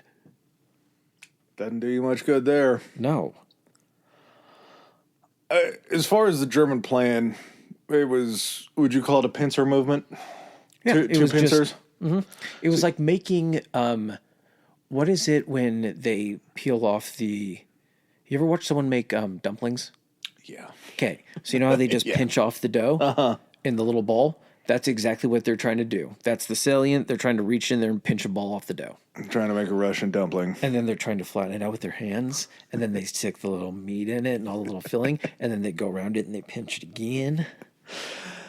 The top part of this pincher was led by Field Marshal Gunther von Klug. You also had Walter Model underneath him. We talked about both of them. That was commanding the 9th Army. You also had 2 Army Corps, 3 Panzer Corps. The 2nd Panzer Army was led by a man named Erich Heinrich Klobner. He had 3 Army Corps underneath him. Southern Pincer, you're going to have Hermann Hoth as your Field Marshal. You'll have, Erich von Manstein was your Field Marshal. Hoth is going to have command of 1 Army Corps, 2 Panzer Corps, but one of those Panzer Corps is the 2nd SS Panzer Corps. That's these bad motherfuckers. Army Detachment Kempf was led by Werner Kempf, which is great title to get your name as the partition that you're in. as your own little army detachment. He had the 3rd Panzer Corps and 2 Army Corps. And the Red Army had a central front that was led by a man named Konstantin Rokossovsky. Badass name. He was an army general. He led 4 tank corps, 10 rifle corps, and 3 air corps. This is what I find interesting in this is you're putting an army general in charge of air corps that are separate from everything else. Like the Wehrmacht was all just one piece, right? They had their own high command the Wehrmacht, right? Yeah, and then you had the Luftwaffe, which Right, was Luftwaffe, the air, and that's then you what had I was the thinking of. Kriegsmarine, which was. The But I see what you're Luftwaffe- getting at. You're saying Yeah. they seem to all be their own separate things that had their separate leadership, and although they worked in conjuncture, I think this is a smart way to do it because this guy's like, I have armor, I have troops I can send with it, but he's not making the decisions for everything. He has a guy that's in charge of the tanks. He has a guy that's in charge of the soldiers, and he's like, what do you need from him? And he was the guy that made stuff happen. He's like, that's going to happen. This is going to happen. Here we go. You don't have to run anything by air command. You already have these corps that you're in charge of. They're just there to help make the decisions on what's feasible to use these things for. Yeah, that makes some sense. Then there was the Voronezh front, which was the south. It was led by Army General Nikolai Vautitin. He had 10 rifle corps, 3 tank corps, and 3 air corps. And judging by the numbers that we just talked about, it sounds like I named a whole shitload of different corps that the Germans had, and then just kind of were very light on the Red Army corps. It's because the Red Army corps were huge. Yeah. Like the numbers were pretty incomparable to a rifle corps compared to just an army corps on the German side. The Panzer corps on the German side were just a Frankenstein mishmashing of all of these different tanks that they had in different numbers. There were no uniform, like every Panzer Corps didn't have 2 Tiger tanks, 2 Panther tanks, and an Elephant. No, they would do it to where they would have entire corps that were made up primarily of one type of tank and maybe a few others. But it was like they had like legacy or prestige corps that were going to have like the newest or heaviest equipment or that were going to spearhead, the attacks. Kind of jumping back real quick, and I know we're all over the board with this one, but just with the order of this, once the battle starts, it's all pretty quick. It doesn't last very long. But just the preparation on this that the Soviets had. So with these guys being set, having a ton of soldiers available to them, they would have these mobile mining squads. So when German tanks managed to bypass like a known minefield, these engineers would rush to like active breakthrough zones under heavy fire and basically just like lay new mines. So like in certain video games where you do like a little thing and it launches mines all over the place, it was basically like a truck that was like, go, go. And guys would just go out and set mines where they thought the Germans were going to be. You would also have the Germans passing through areas because not to give anything away during the battle, not all these defensive lines held back the Germans. But as they would pass, you would have other groups that would be sitting behind where the Germans had just passed. And if there were any infantry that were following behind these tanks, which seems counterproductive, they would be attacked or they would mine everything back behind them. So once they got them on retreat, they weren't just trying to chase them down. They were chasing them through another minefield. So to shield the nearly, almost 2 million plus men from like artillery and air raids, because again, there's going to be a huge artillery and a huge air component to this. The Russians used over 300,000 local civilians to dig this massive maze of defenses.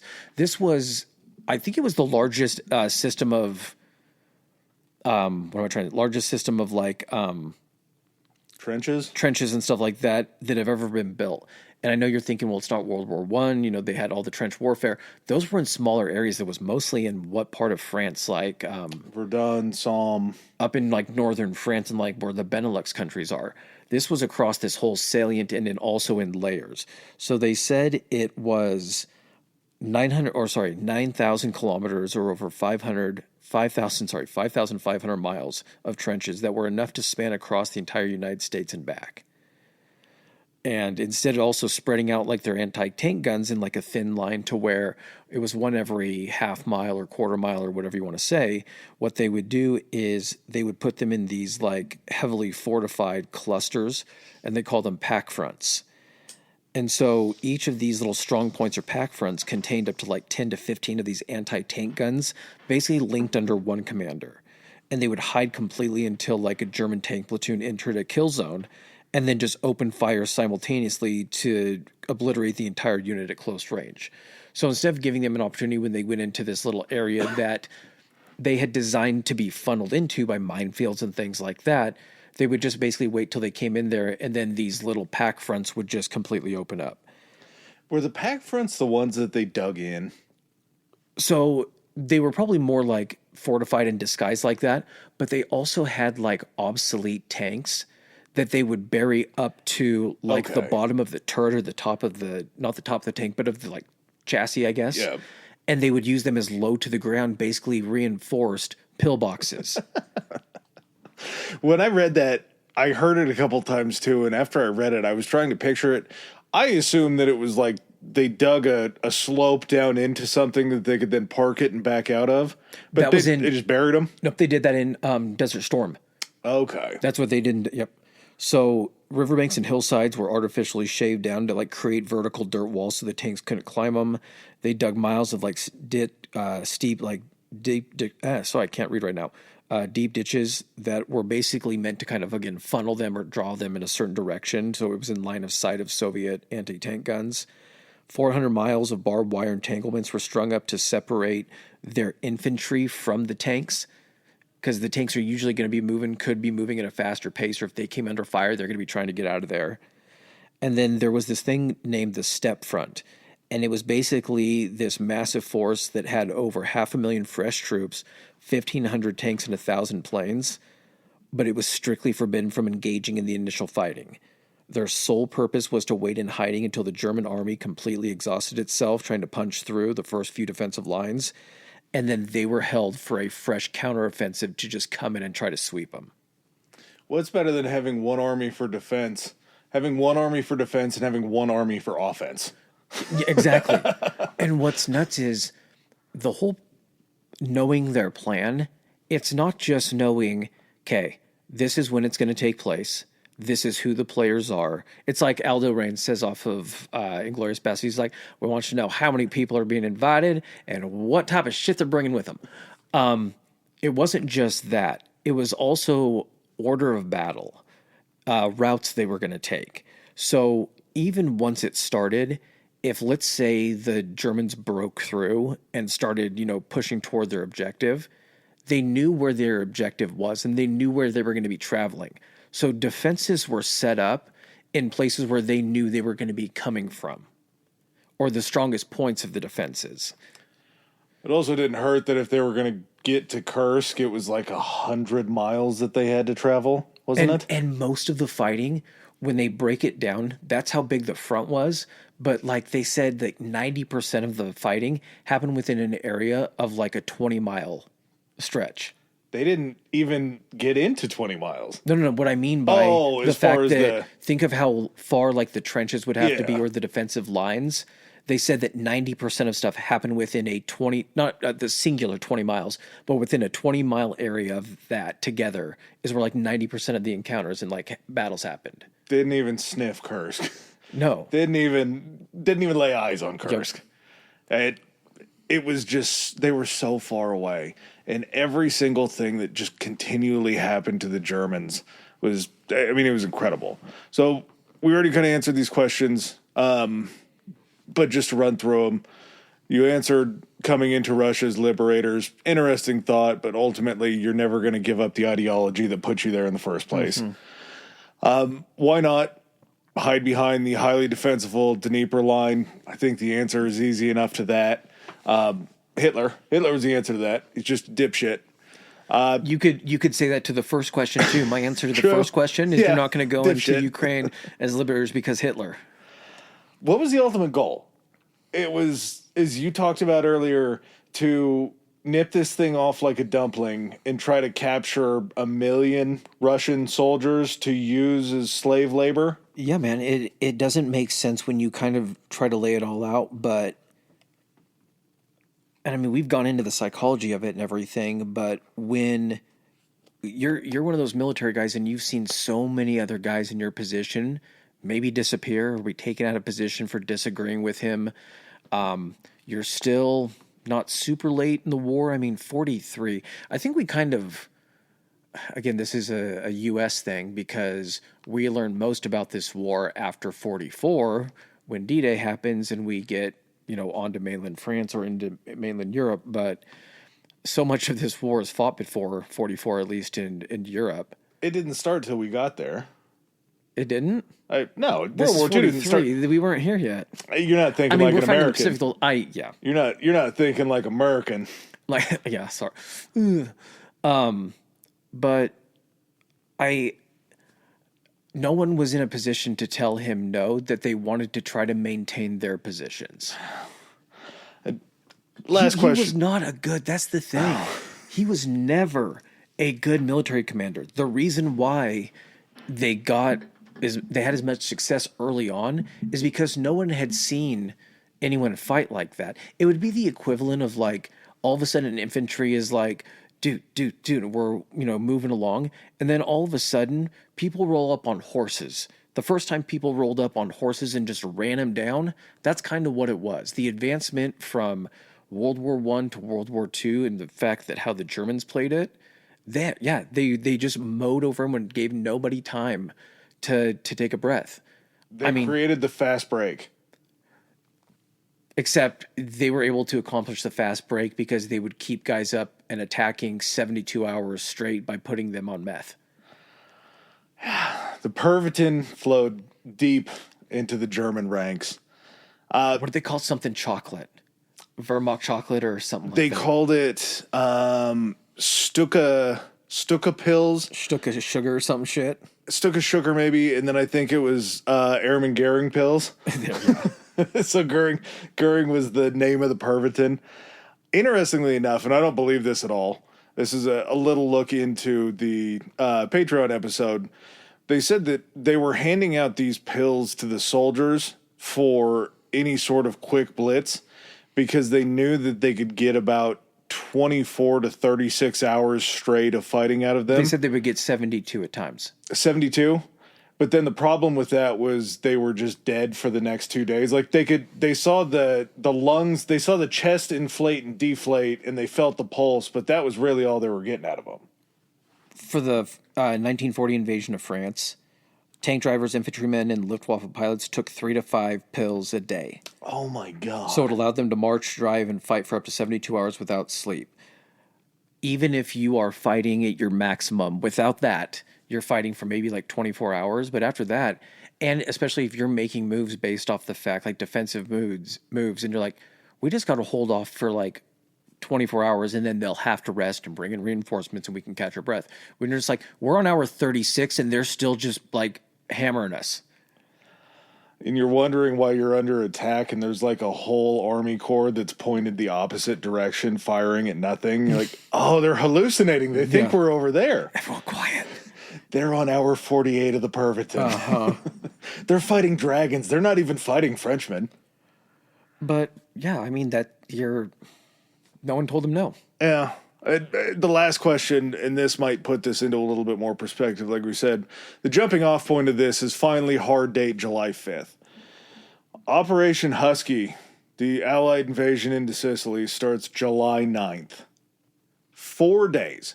You're telling me that German intelligence couldn't put 2 and 2 together to say, hey, there's a massive buildup in North Africa that's headed directly for Sicily 4 days before it happened? You knew where it was building up maybe, but at the same time, you just got your ass kicked out of North Africa. You probably do still have a network there that's able to tell you certain information, but especially planning an invasion there, they're going to be high alert for that kind of stuff. So information is probably going to be a little bit sketchy. Yeah. You know, regardless, though, that's the whole goal of them having North Africa is for an invasion. So regardless of the buildup, because there is going to be a continual buildup just because they're going to be moving people into North Africa. Mm-hmm. You don't know when that's going to be. Maybe there's inklings, but again, you're still Hitler making the decision of being like, hey, I got to try to impress Benito by trying to win this thing. When you know that you're already down from a numerical perspective, from a strength perspective, and that you just basically gave them like an extra 2 months to basically to reinforce themselves. You have no idea they know your exact plans, but even if you were like, oh, do you think they're aware of some of it? And they're like, probably, sir. We should probably call off. He's like, but they don't know all of it, right? They can't know all They of it. can't know all of it. There's no way. It's not like even on July 4th, the night before, there's 2 sapper defectors from the German side that come over and basically give them the hard start date and time that Stalin then has enough time to run back through that Lucy spy ring, get the confirmation from him, and say, okay, well, before jumping hour, before 0 hour, why don't we just bomb the fuck out of the front?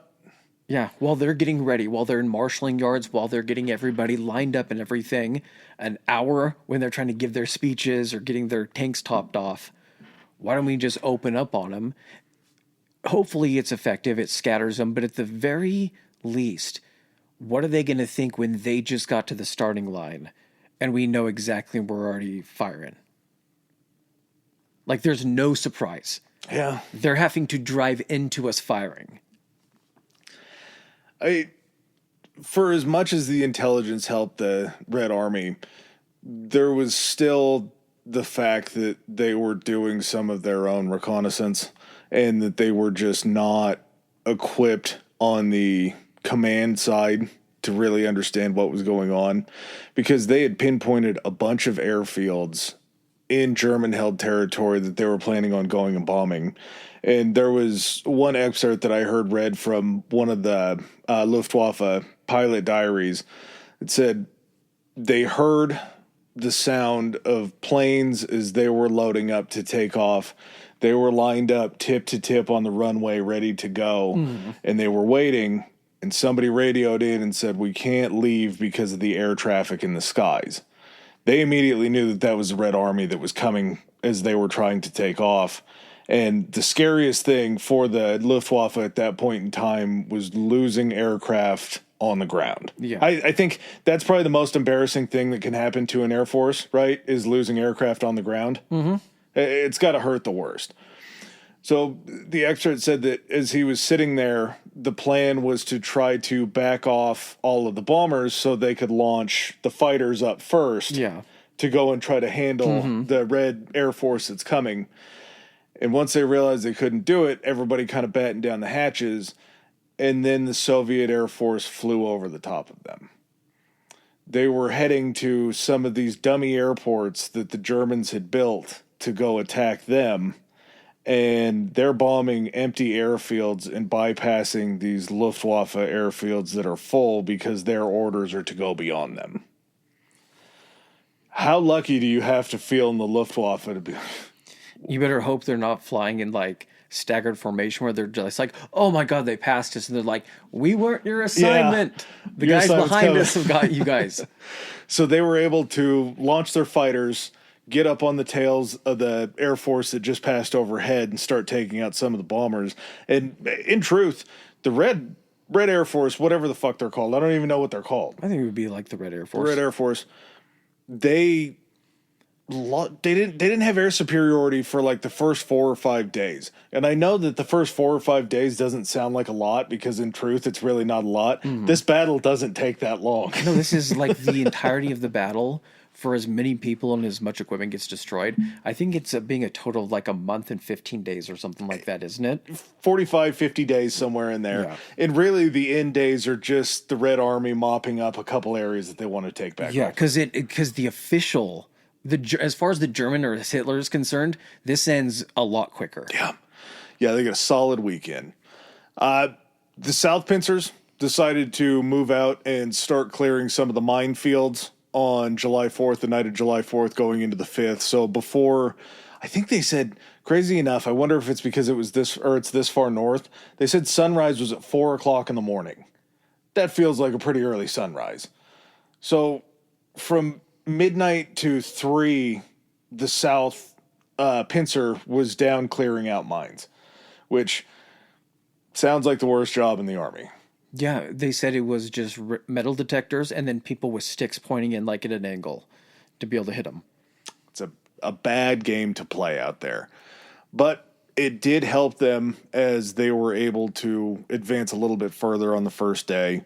The North Pincer that was led by Model begins attacks after this all-out shelling of the front line. Yeah. Which I'm sure had to shake them pretty bad to start. Well, and then it happened in reverse. So basically, after the shelling happened, then the Germans got on all their artillery and started then shelling these defensive positions that they had sighted in and everything like that as well.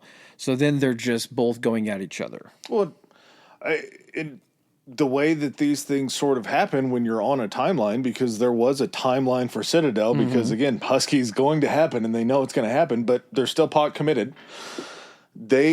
It's just about the Soviets slowing down the advance. And after this artillery barrage from the Germans send in the infantry first, and then they're supported by these heavy tanks and guns.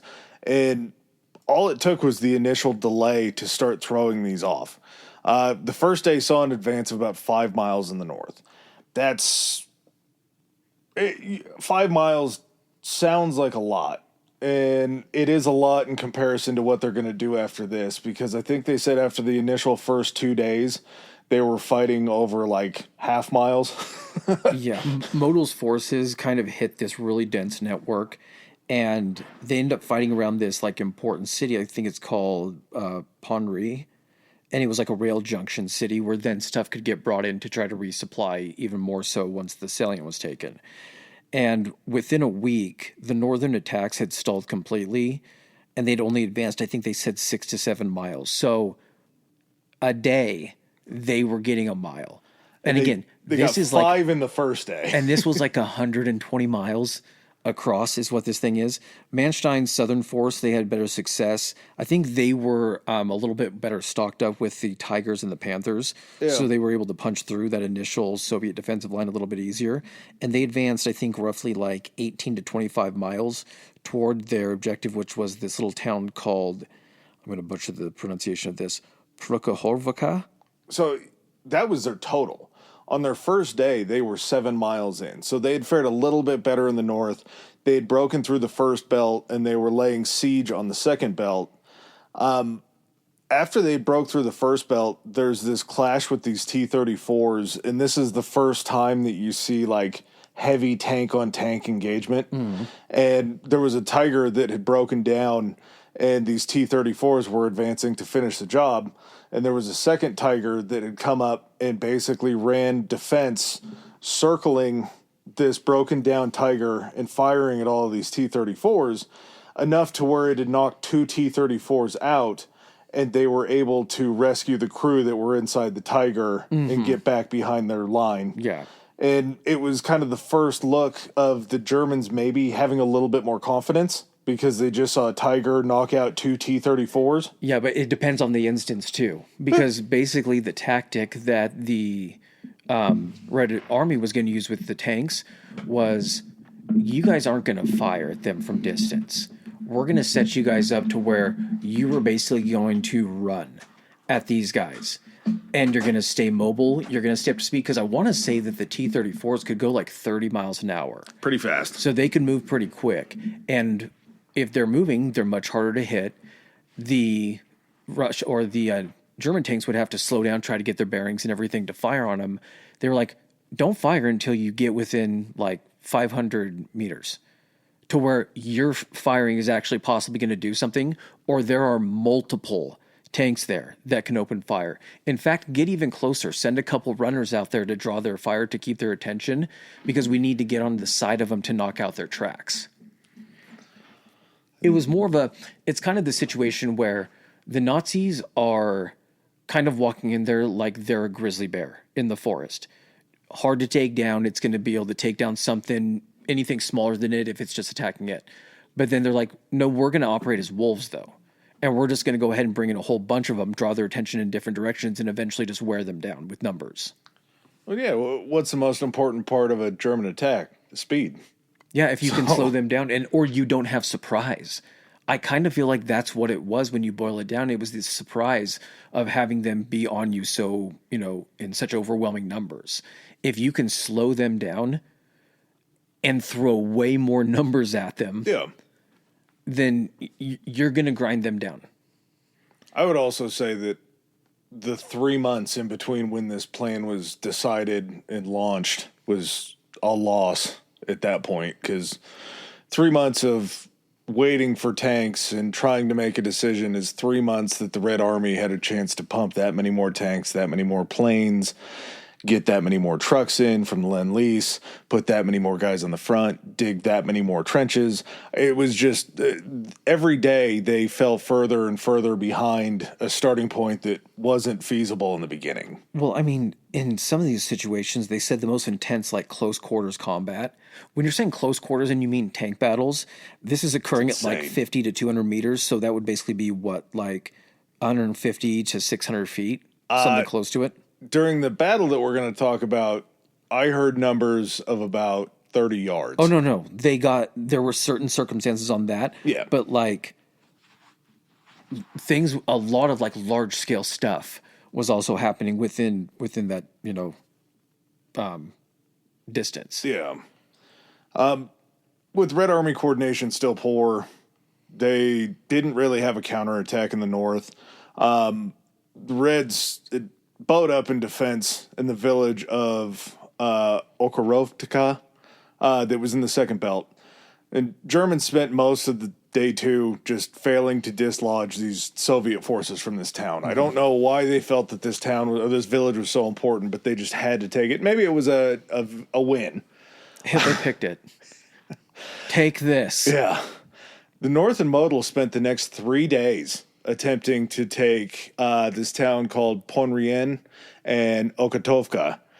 There was more house-to-house fighting in Ponri that you were talking about that was intense. I was wrong earlier. Ponri is the one that gets referred to as the Stalingrad of the Kursk salient. Okay. Southern flank had made better inroads, like you were talking about in Ponri. They'd advanced 18 miles by the end of July 8th. They had taken the second belt.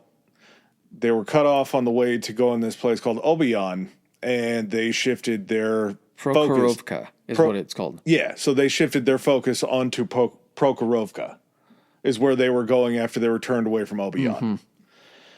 July 9th, there is a meeting in the north with all of the North commanders where they realized that they just didn't have the juice to break through. Yeah. They decided that this wasn't going to be feasible. Commander Klug wanted to continue. By the 8th and the 9th, the thrust had basically stalled, and he wanted to keep pushing because he wanted to draw support to basically help the South. The only reason that the South went further than the North or had some measure of success is because at one point where they were going into the salient, there was a change that one of the guys had made, one of the commanders of like one of the corps or something like that. And he's like, we're actually going to go this way. We're going to go a little bit left of this city. And they said because they were going along and had reinforced the points and knew where the Nazis were going to go, that guy made those decisions without clearing them with the chain of command. So they didn't pick up on it when it came back through the Lucy network. And so at one point they're looking like, are those fucking German tanks driving on the freeway over there? And they're like, yeah. They're like, they're not supposed to be there. So that's why they ended up getting a little bit further. And as they did, threaten the breakthrough, I think that's when they deployed that 5th Guards tank army. And isn't that who met them in Prokhorovka for that battle? That is right.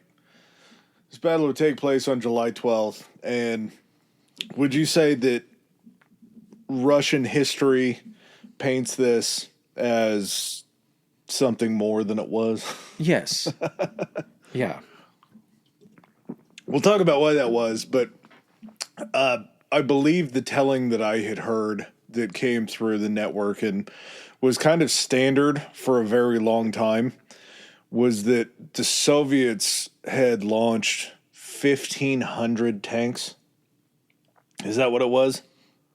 I know what the actual more agreed upon number is. I think that it was 1,500 tanks. I believe they said that the Germans had launched like 600 and they had launched like 900, which I can't even really imagine. That sounds like the biggest tank battle that could ever take place anywhere. Numbers are a little bit different. So this happens 54 miles away from Kursk. So they've made that far of an advance. It's near Prokhorovka that we talked about. The 2nd SS Panzer Corps, so the cream of the crop that the Germans have to throw It's on. like the Waffen SS Panzer divisions. They take on this Soviet 5th Guards tank. The German strength, I think this is kind of agreed upon, is they had 294 tanks and assault guns. You can correct me if you have a different number. The Soviet strength was 616 tanks and self-propelled guns. That number is still insane in my mind, because that's a whole lot of equipment out there at once. But it makes a lot more sense than 1,500. So 500 Soviet tanks busted ass across the battlefield to close the distance on the SS. The reasoning, and I think you were talking about it a little bit earlier, is the Tiger's greatest strength is to fire at distance. Yes. Knock them out before their gun even comes into play. So if you can go ahead and scoot those T-34s up close to where the Tiger tank has a tougher time getting a shot off on you accurately, that's going to help. Also, the artillery bombardment that's coming from the German side will have to stop and cease once you get close enough to the German tanks. I think they said give them a hug. Give them a hug. By closing the gap to under 100 meters, basically the Soviet tank drivers use their speed to get in there, mix it up with the German lines to basically prevent the enemy from maneuvering or from calling in heavy artillery without hitting their own vehicles. So they're breaking it down to just basically at that point, it's just tank on tank. You know who didn't have to make a call back to their artillery because they knew what was going to be happening? The Russians? Yeah. Yeah. Russian artillery is still hammering down on the German side as the Russian tanks are closing the gap. This, from what I've heard, just kind of turns into a game of bumper cars, which is so crazy to think that somebody would have the balls to see a tank coming towards them and think, well, I'll just go right at them. We're just going to play a game of tank chicken, except for nobody's going to bail out of this, and they're just going to smash into each other. The thought of these things bouncing off of each other, and you had infantry commingling with this whole thing that's going on. How many guys got run over in this? Way too many. They said it basically just became this weird, as much as it could be, they said this weird, claustrophobic, massive, just smoke and dust and the smell of burning steel and explosions that you were hearing from tanks that had been, penetrated. But all of their ammo racks and everything going off as well. Penetrated works because this was a tank orgy. Yes, and that's what they wanted, is because they were going to it's like a swarm of bees is what they were trying to do. So they deliberately engage at close range, basically to just say, hey, that greatest strength you guys have, that 88 that's supposed to knock us out before we get here, well, we're here. And so now it's on parity, because if we're going to shoot you, yeah, you can aim at one of us, but there's two of us to each side of you, hitting you in the tracks or hitting you in the armor that's not as thick. And wouldn't you know it, the Panthers and the tankers were not great on the battlefield because all of the prior testing had been skipped and they started having electrical problems left and right. You have the Elephant that we had talked about that was this big, massive gun on tracks, had terrible vision. And the Elephant didn't have to be taken out by the T-34s because it would be taken out by just infantry going on a stroll, slapping a magnetic, what was it, a Magnetic charge? mines. They would just throw them on the side of the track and try to blow the tracks off. They pulled the same thing basically. Have you seen Saving Private Ryan? I've seen Saving Ryan's Privates. Is that a... Shaving Ryan's Privates? Yeah. Same idea, same Nope. plot, different plot. Damn it, don't. A lot Come of on. penetration. Nope, you're going to get so much shit from this. Oh, no. More? Yes. This one's only a 2.5 hour movie. You should be able to watch this. The fight at the end is they're against it might be a panther or a tiger, but the guys, they're hiding in a foxhole next to where the tank's going to be in. And as it comes by, they take these sticky grenades and put it on the wheels of the tank, and it blows the tracks off. So like you're saying, in these situations where these tanks aren't defended from the rear like these elephant ones, they're just walking up and disabling them, because once they're disabled, that thing can't rotate. Don't walk in front of the tank. Like that's, and then they can just get up closer to it and put charges on the side of the tank and try to blow the thing open. They found out that because of the overheating thing with the Panthers, what they would do is they would walk up behind it with Molotovs. And because the top portion was where like the grates were to allow cooling and the exhaust to get out, they would toss them in there. The fire would go down. It would melt the fuel lines and would start fires in the engines and destroy them or force the guys out of the tanks. I used to think that vodka was the most Russian thing on the planet. Like if you say vodka, the first thing that you think is Russia. Vodka, yes. There's nobody else that I associate with a Molotov cocktail. Like everybody makes vodka now. Molotov cocktails are pretty specifically Russian. Molotov is a pretty Russian name. And they go back a very long way in the history of fighting. We have all these advanced T-34s and all these Tiger tanks out there. And one of their greatest weapons against tanks was just a glass that was filled with accelerant that had something shoved down in there and then lit, and they just throw them and walk away. Used to have been old ladies' panties. You just tore into strips and you turned it into a Molotov. No woman in Kursk had any underwear left because that's what they were using for the wicks and the cocktails. Put yourself in the mindset of your job is you're out here in a tank battle, but you're not in a tank. You're out here laying in a ditch waiting for the tank to go over you, and then you have to wait for your friends or your buddies to be like, okay, it's your turn. As soon as the thing passes us, run up behind it, throw on the magnetic mine, or throw the Molotov, or do whatever you're going to do, and then get back into the trench. You're just hearing shit explode all around you.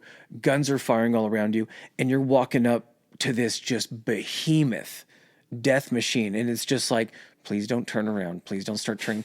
And you're just trying to be like, so I just stick it here on the side of it. The whole time you got to be worried you're going to get spotted. They can't see shit inside the tank. They're like, Vasily, quickly, hurry. And the whole time, everything that's running through your mind is this can't be this easy, right? Or is someone else in another tank going to see me behind and try to fire their machine gun at me or something? Somebody's going to pop out of the commander port, and they're going to shoot me. It's going to be that simple. I would say that as terrifying as that job sounds, the job that I wouldn't want to be on is the machine gun nests.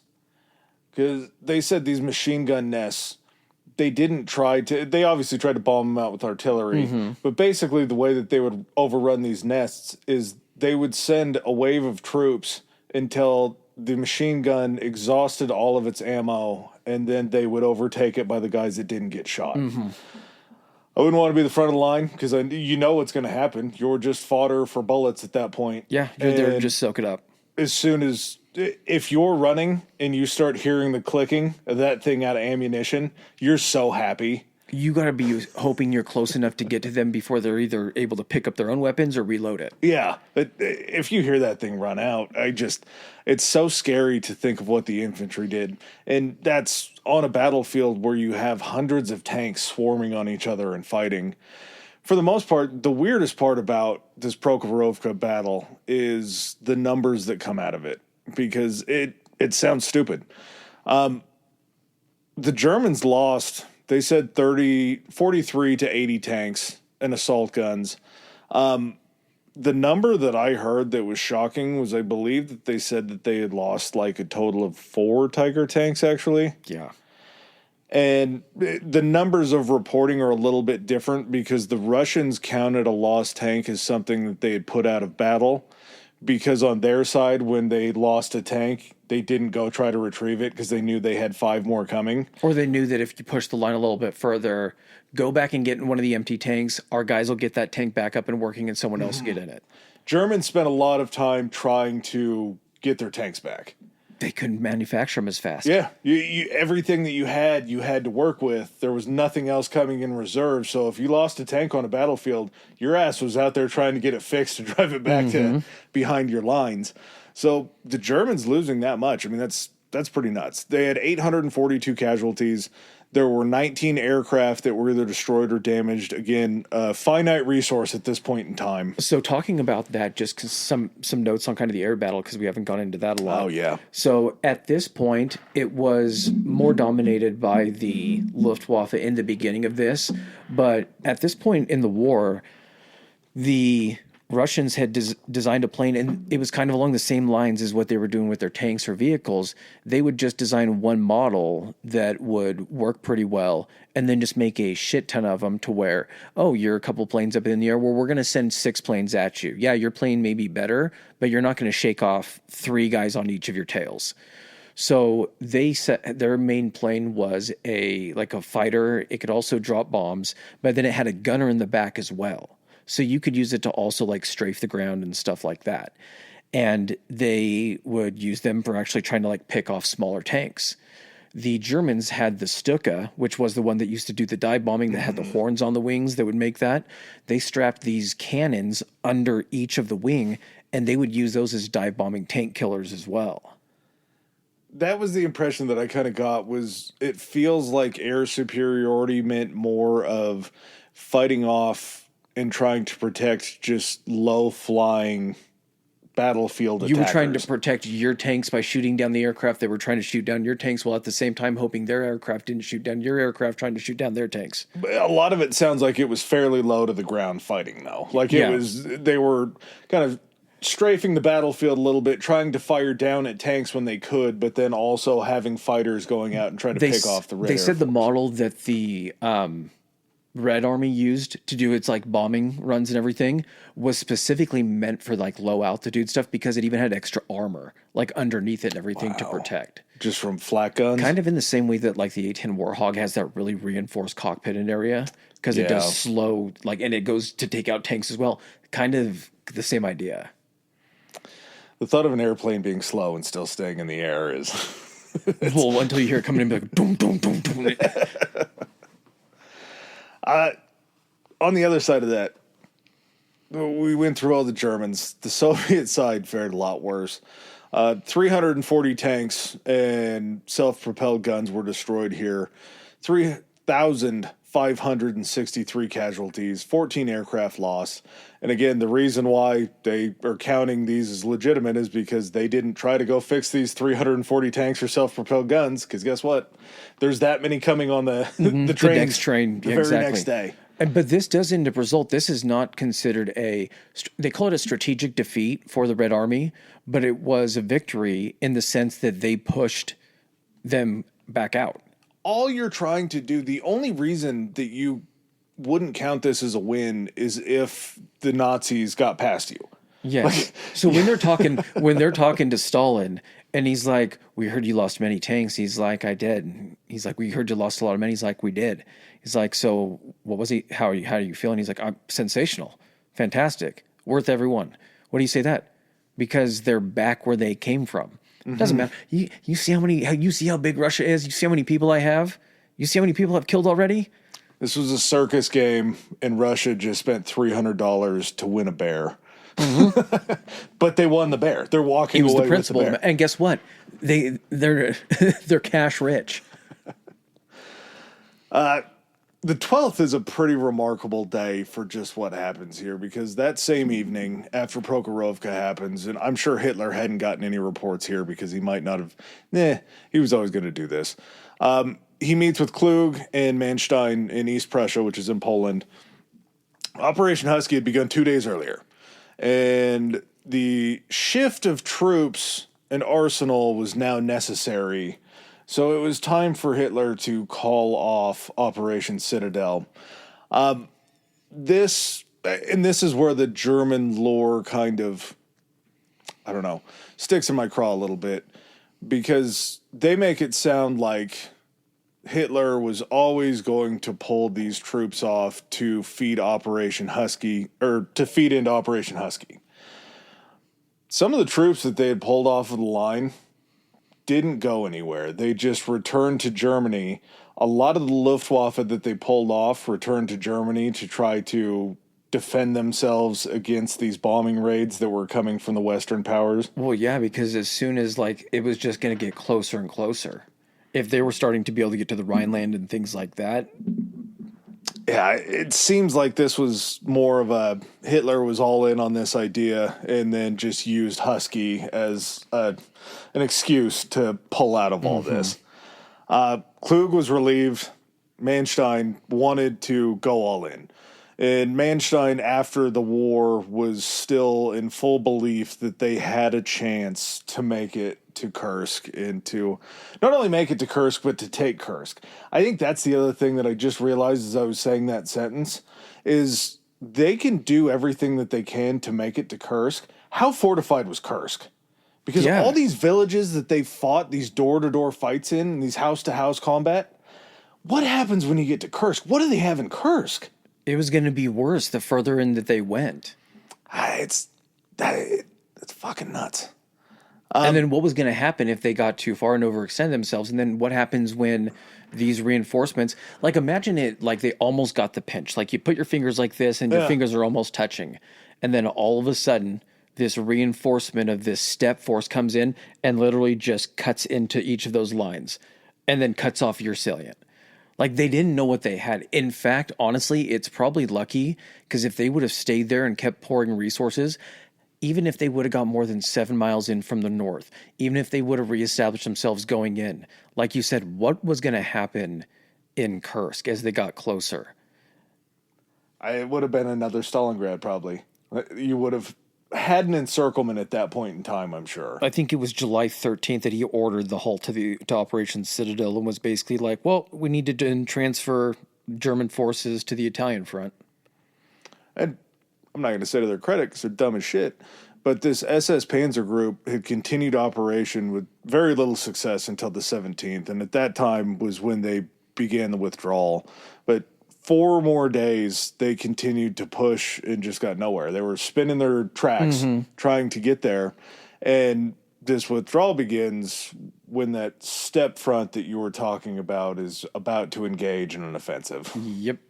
And you're going to be chasing the Germans not only back through all of the area that they just struggled to get through, you had the partisans on the other side that are watching them come towards them and just rubbing their hands together. So what you're basically looking at is whereas the Germans were trying to pinch that salient closed and kind of make that line all the way across.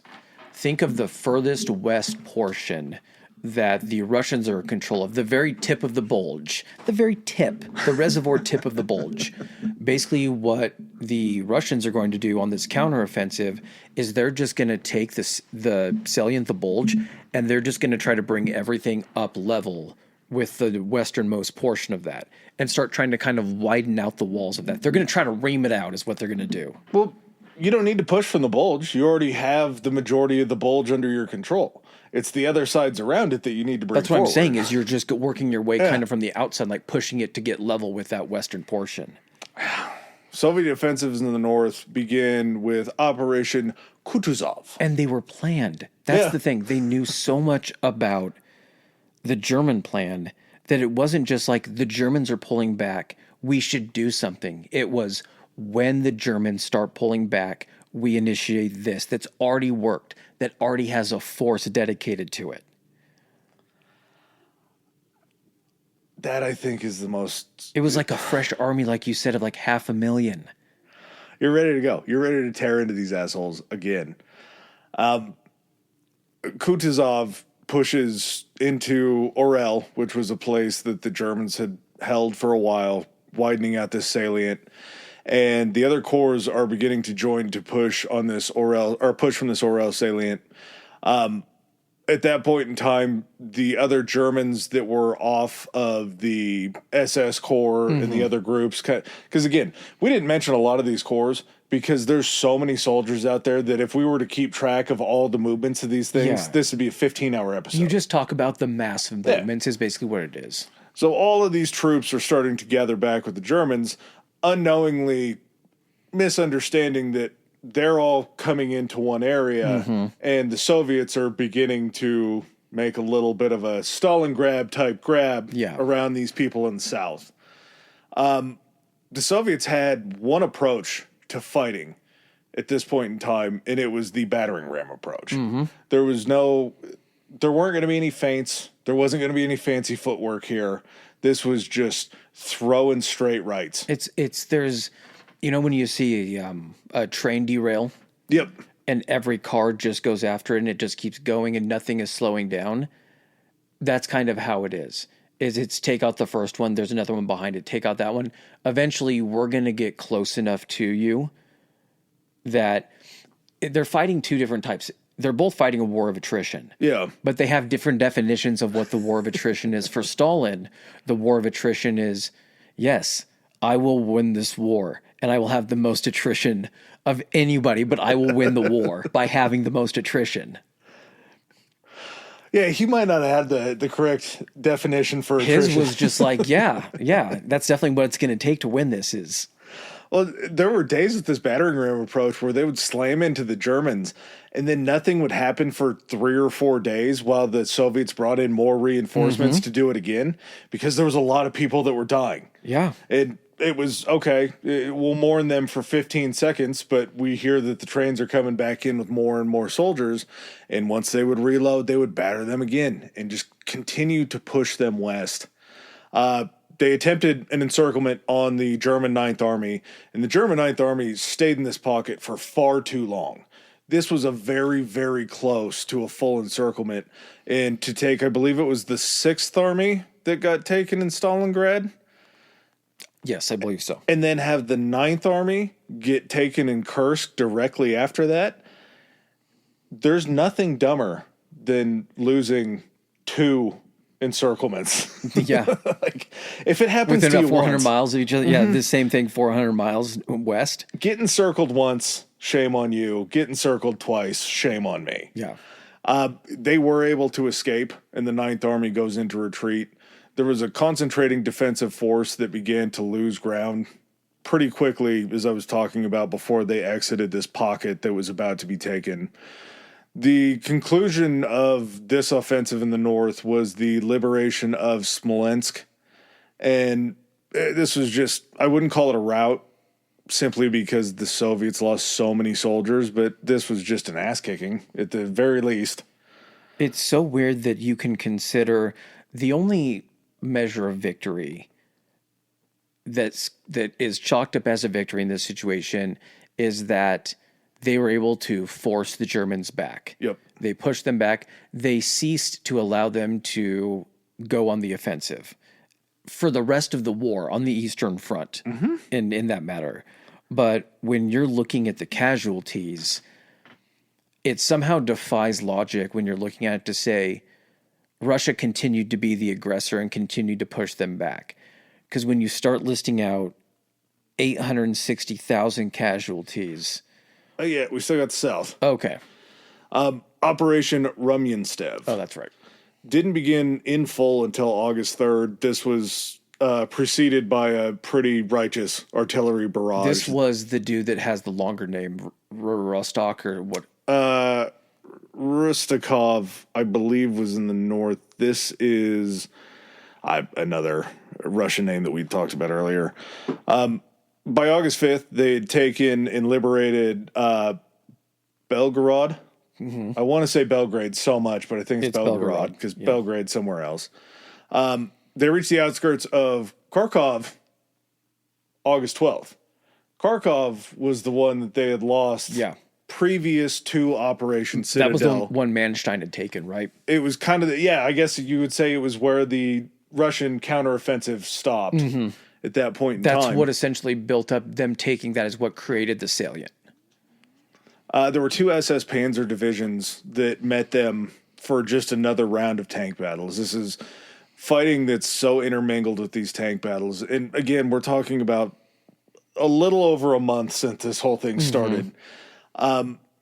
More Soviet losses were absorbed and taken until they stopped messing with the 2nd SS Panzer and just focused on liberating the city. Heavy fighting continues all through the city until they end up achieving liberation on August 23rd. So if you're on the outskirts by the 12th and it takes 11 days to take it, you're going to see a lot more losses in those 11 days because you're just getting closer. as you just said, this was the first time that a major German offensive had been stopped before achieving a breakthrough in the entirety of World War II. If you don't get the news back somehow and stop the news before the papers hear about Stalingrad, the next piece of news that's coming is for the first time in the entirety of World War II that you were stopped before you had a breakthrough. It's bad. Yeah. It's bad press. The only success on the Eastern Front that the Germans had achieved during this operation, they made it 7.5 miles to the north. I think you had said that earlier, and 22 miles to the south, which I think you had said earlier. And the Germans just underestimated this ability to replace lost men and equipment. As we talked about earlier, Lend-Lease kept all these supplies and troop movement vehicles flowing. The factories that were in the Ural Mountains just kept pumping out supplies, tanks, guns, planes, ammo, everything. And you were just alluding to it, these casualty numbers. We talk about how much different World War II seems from World War I, because World War I was just basically stacking bodies. Yeah. In this sole operation, or this Battle of Kursk, not even Eastern Operation Front Citadel. was a World War I type casualty type thing, but just with tanks and planes. What do you have for casualty numbers? Because I bounced around. So for the Red Army, 860,000 casualties. They said roughly like 254,000 were killed, with 608 missing or wounded. Loss of approximately 6,000 tanks and assault guns, and then 1,600 to 1,900, so 1,600, 1,900 aircraft. Now, compared to the Germans, you would think after hearing the German numbers, like, of course, they had to have won, inflicting such horrible losses on the Russians, but nope, they still lost.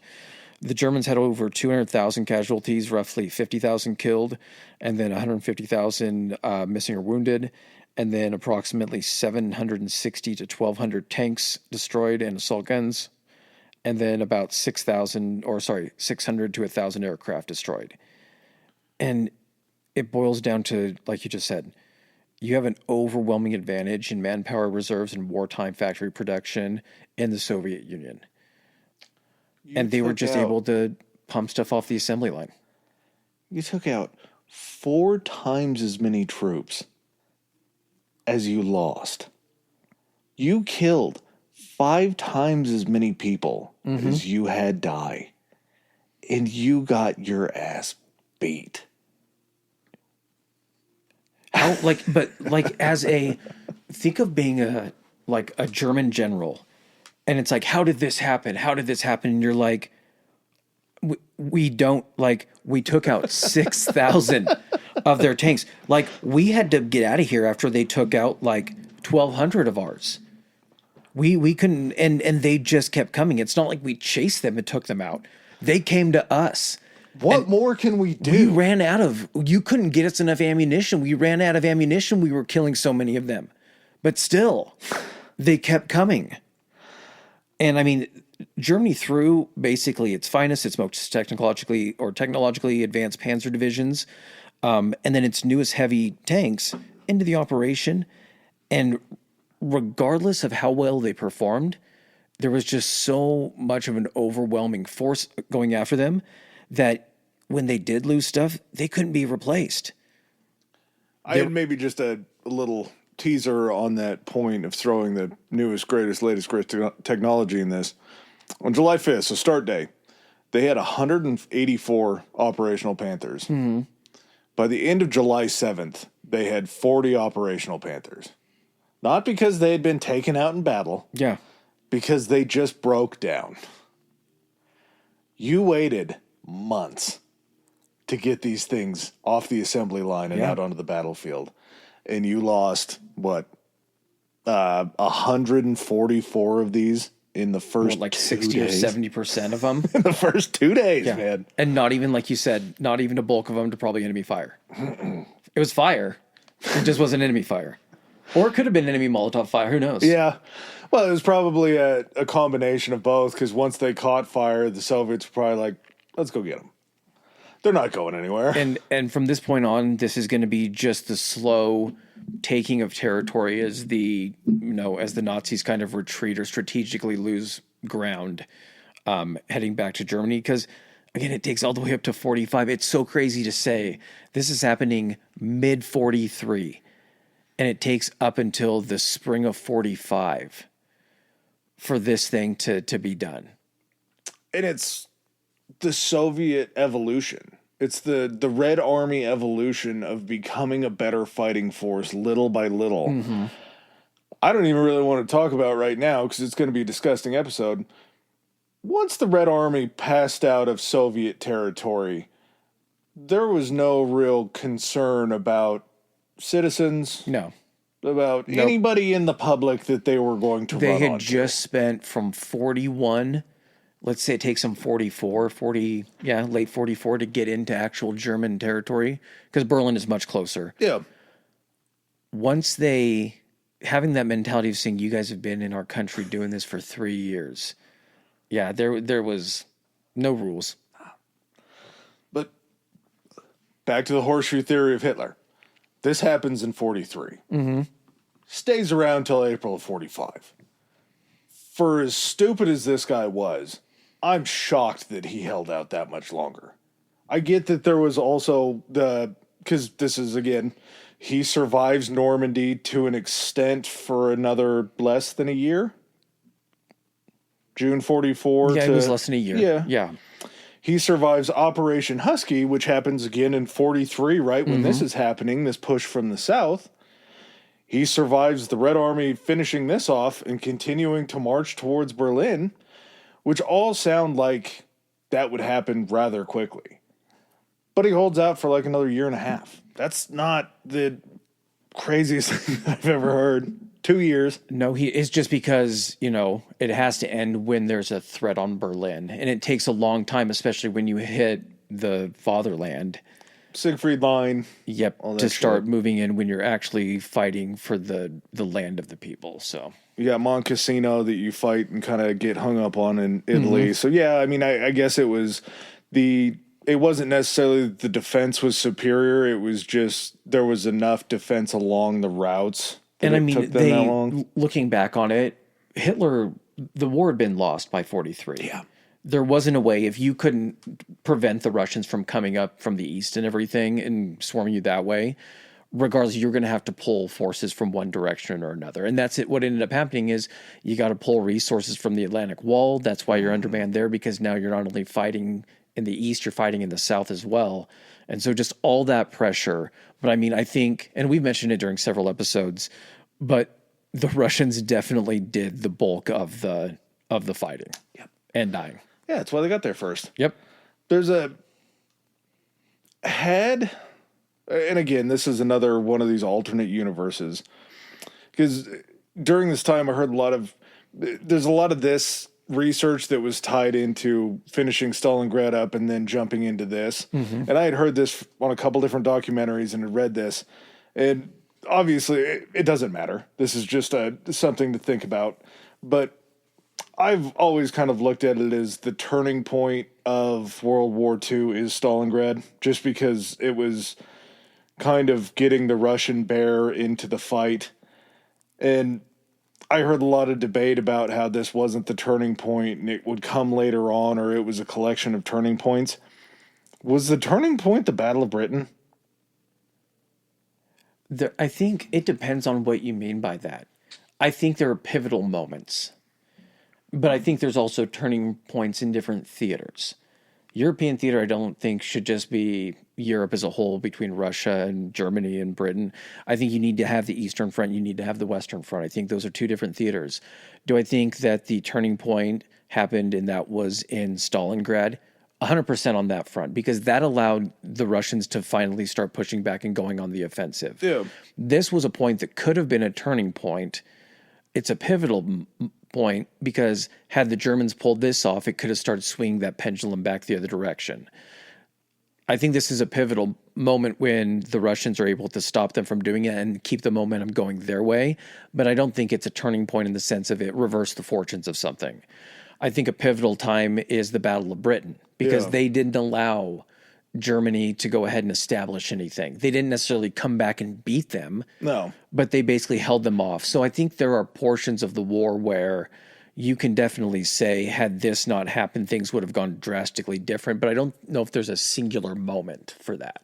Maybe there's two. Maybe that, because I like to think about a singular turning point, but I think there's a strategic turning point and then like a visible turning point. Yeah. Strategic turning point has to 100% be the Battle of Britain, because we know that the strategy changes when he starts leaning back into Russia when he can't take Britain, because A, they need supplies, B, he needs his Lebensraum. And in the same way that was him basically needing to lean back more into the Eastern Front, that also allowed the United States to look at Britain and say, okay, now you're a viable option for us to start sending over troops. We can use that as a staging ground, because that area not been there.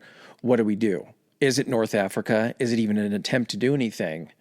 So I think there's just a lot of different, and I also think that there are probably pivotal points in every conflict between two different countries. I think the Battle of Britain was definitely the pivotal point between Nazi Germany and Great Britain. Stalingrad was between Russia and Nazi Germany.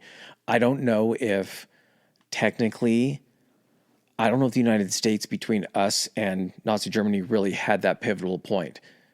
No. Maybe it was the Battle of the Bulge, because again, that was primarily that pivotal point between the American forces and the Nazis. But then again, how many pivotal points are there in the Pacific theater? And that's Guadalcanal, probably. I guess Midway and Guadalcanal. Probably. I think Midway is probably the biggest. Yeah. Because to not be able to project power, to be able to say, and I'm sorry, we're getting off topic, but once we get into these war spirals, it's kind of hard to come out of. When you are basically telling Japan, you're no longer going to be able to operate this side of Midway, and all of your stuff is now going to be down in the South Pacific, in that area. We basically took that theater of war and we said, nope. And we just shrunk it to closer around Japan. Bit of an encirclement. Yeah. A naval encirclement. Pretty much. That's kind of how I look at it. Yeah. But like I say, it feels like you have a strategic turning point at Battle of Britain, but between Stalingrad and this is like I keep saying it wrong, Stalingrad. This is like the visually verifiable, like, yes, shit's different. I think Stalingrad probably had people being like, what the fuck? Like, that was crazy. So many people died. I think this is what showed people like, oh, fuck. Like, when the Russians are coming at you in such waves and numbers with like very little regard for their own like lives, or the way that their commanders are treating the troops' lives. I think that was a moment where it was like, shit, this is going to get really bad. I think it was a realization of what the Russians were willing to do to win. And you're just like, okay, we're going to need to rethink our tactics. This was a turning point, and it was the beginning of the Cold War. Yeah. Once the Allies figured out how strong the Soviets were, they thought, man. It kind of feels like that, right? Like, you looked at what they were willing to do, and everybody, not just the enemy, but everyone else had to take notice and be like, they fucking lost how many? Mm-hmm. And they kept going.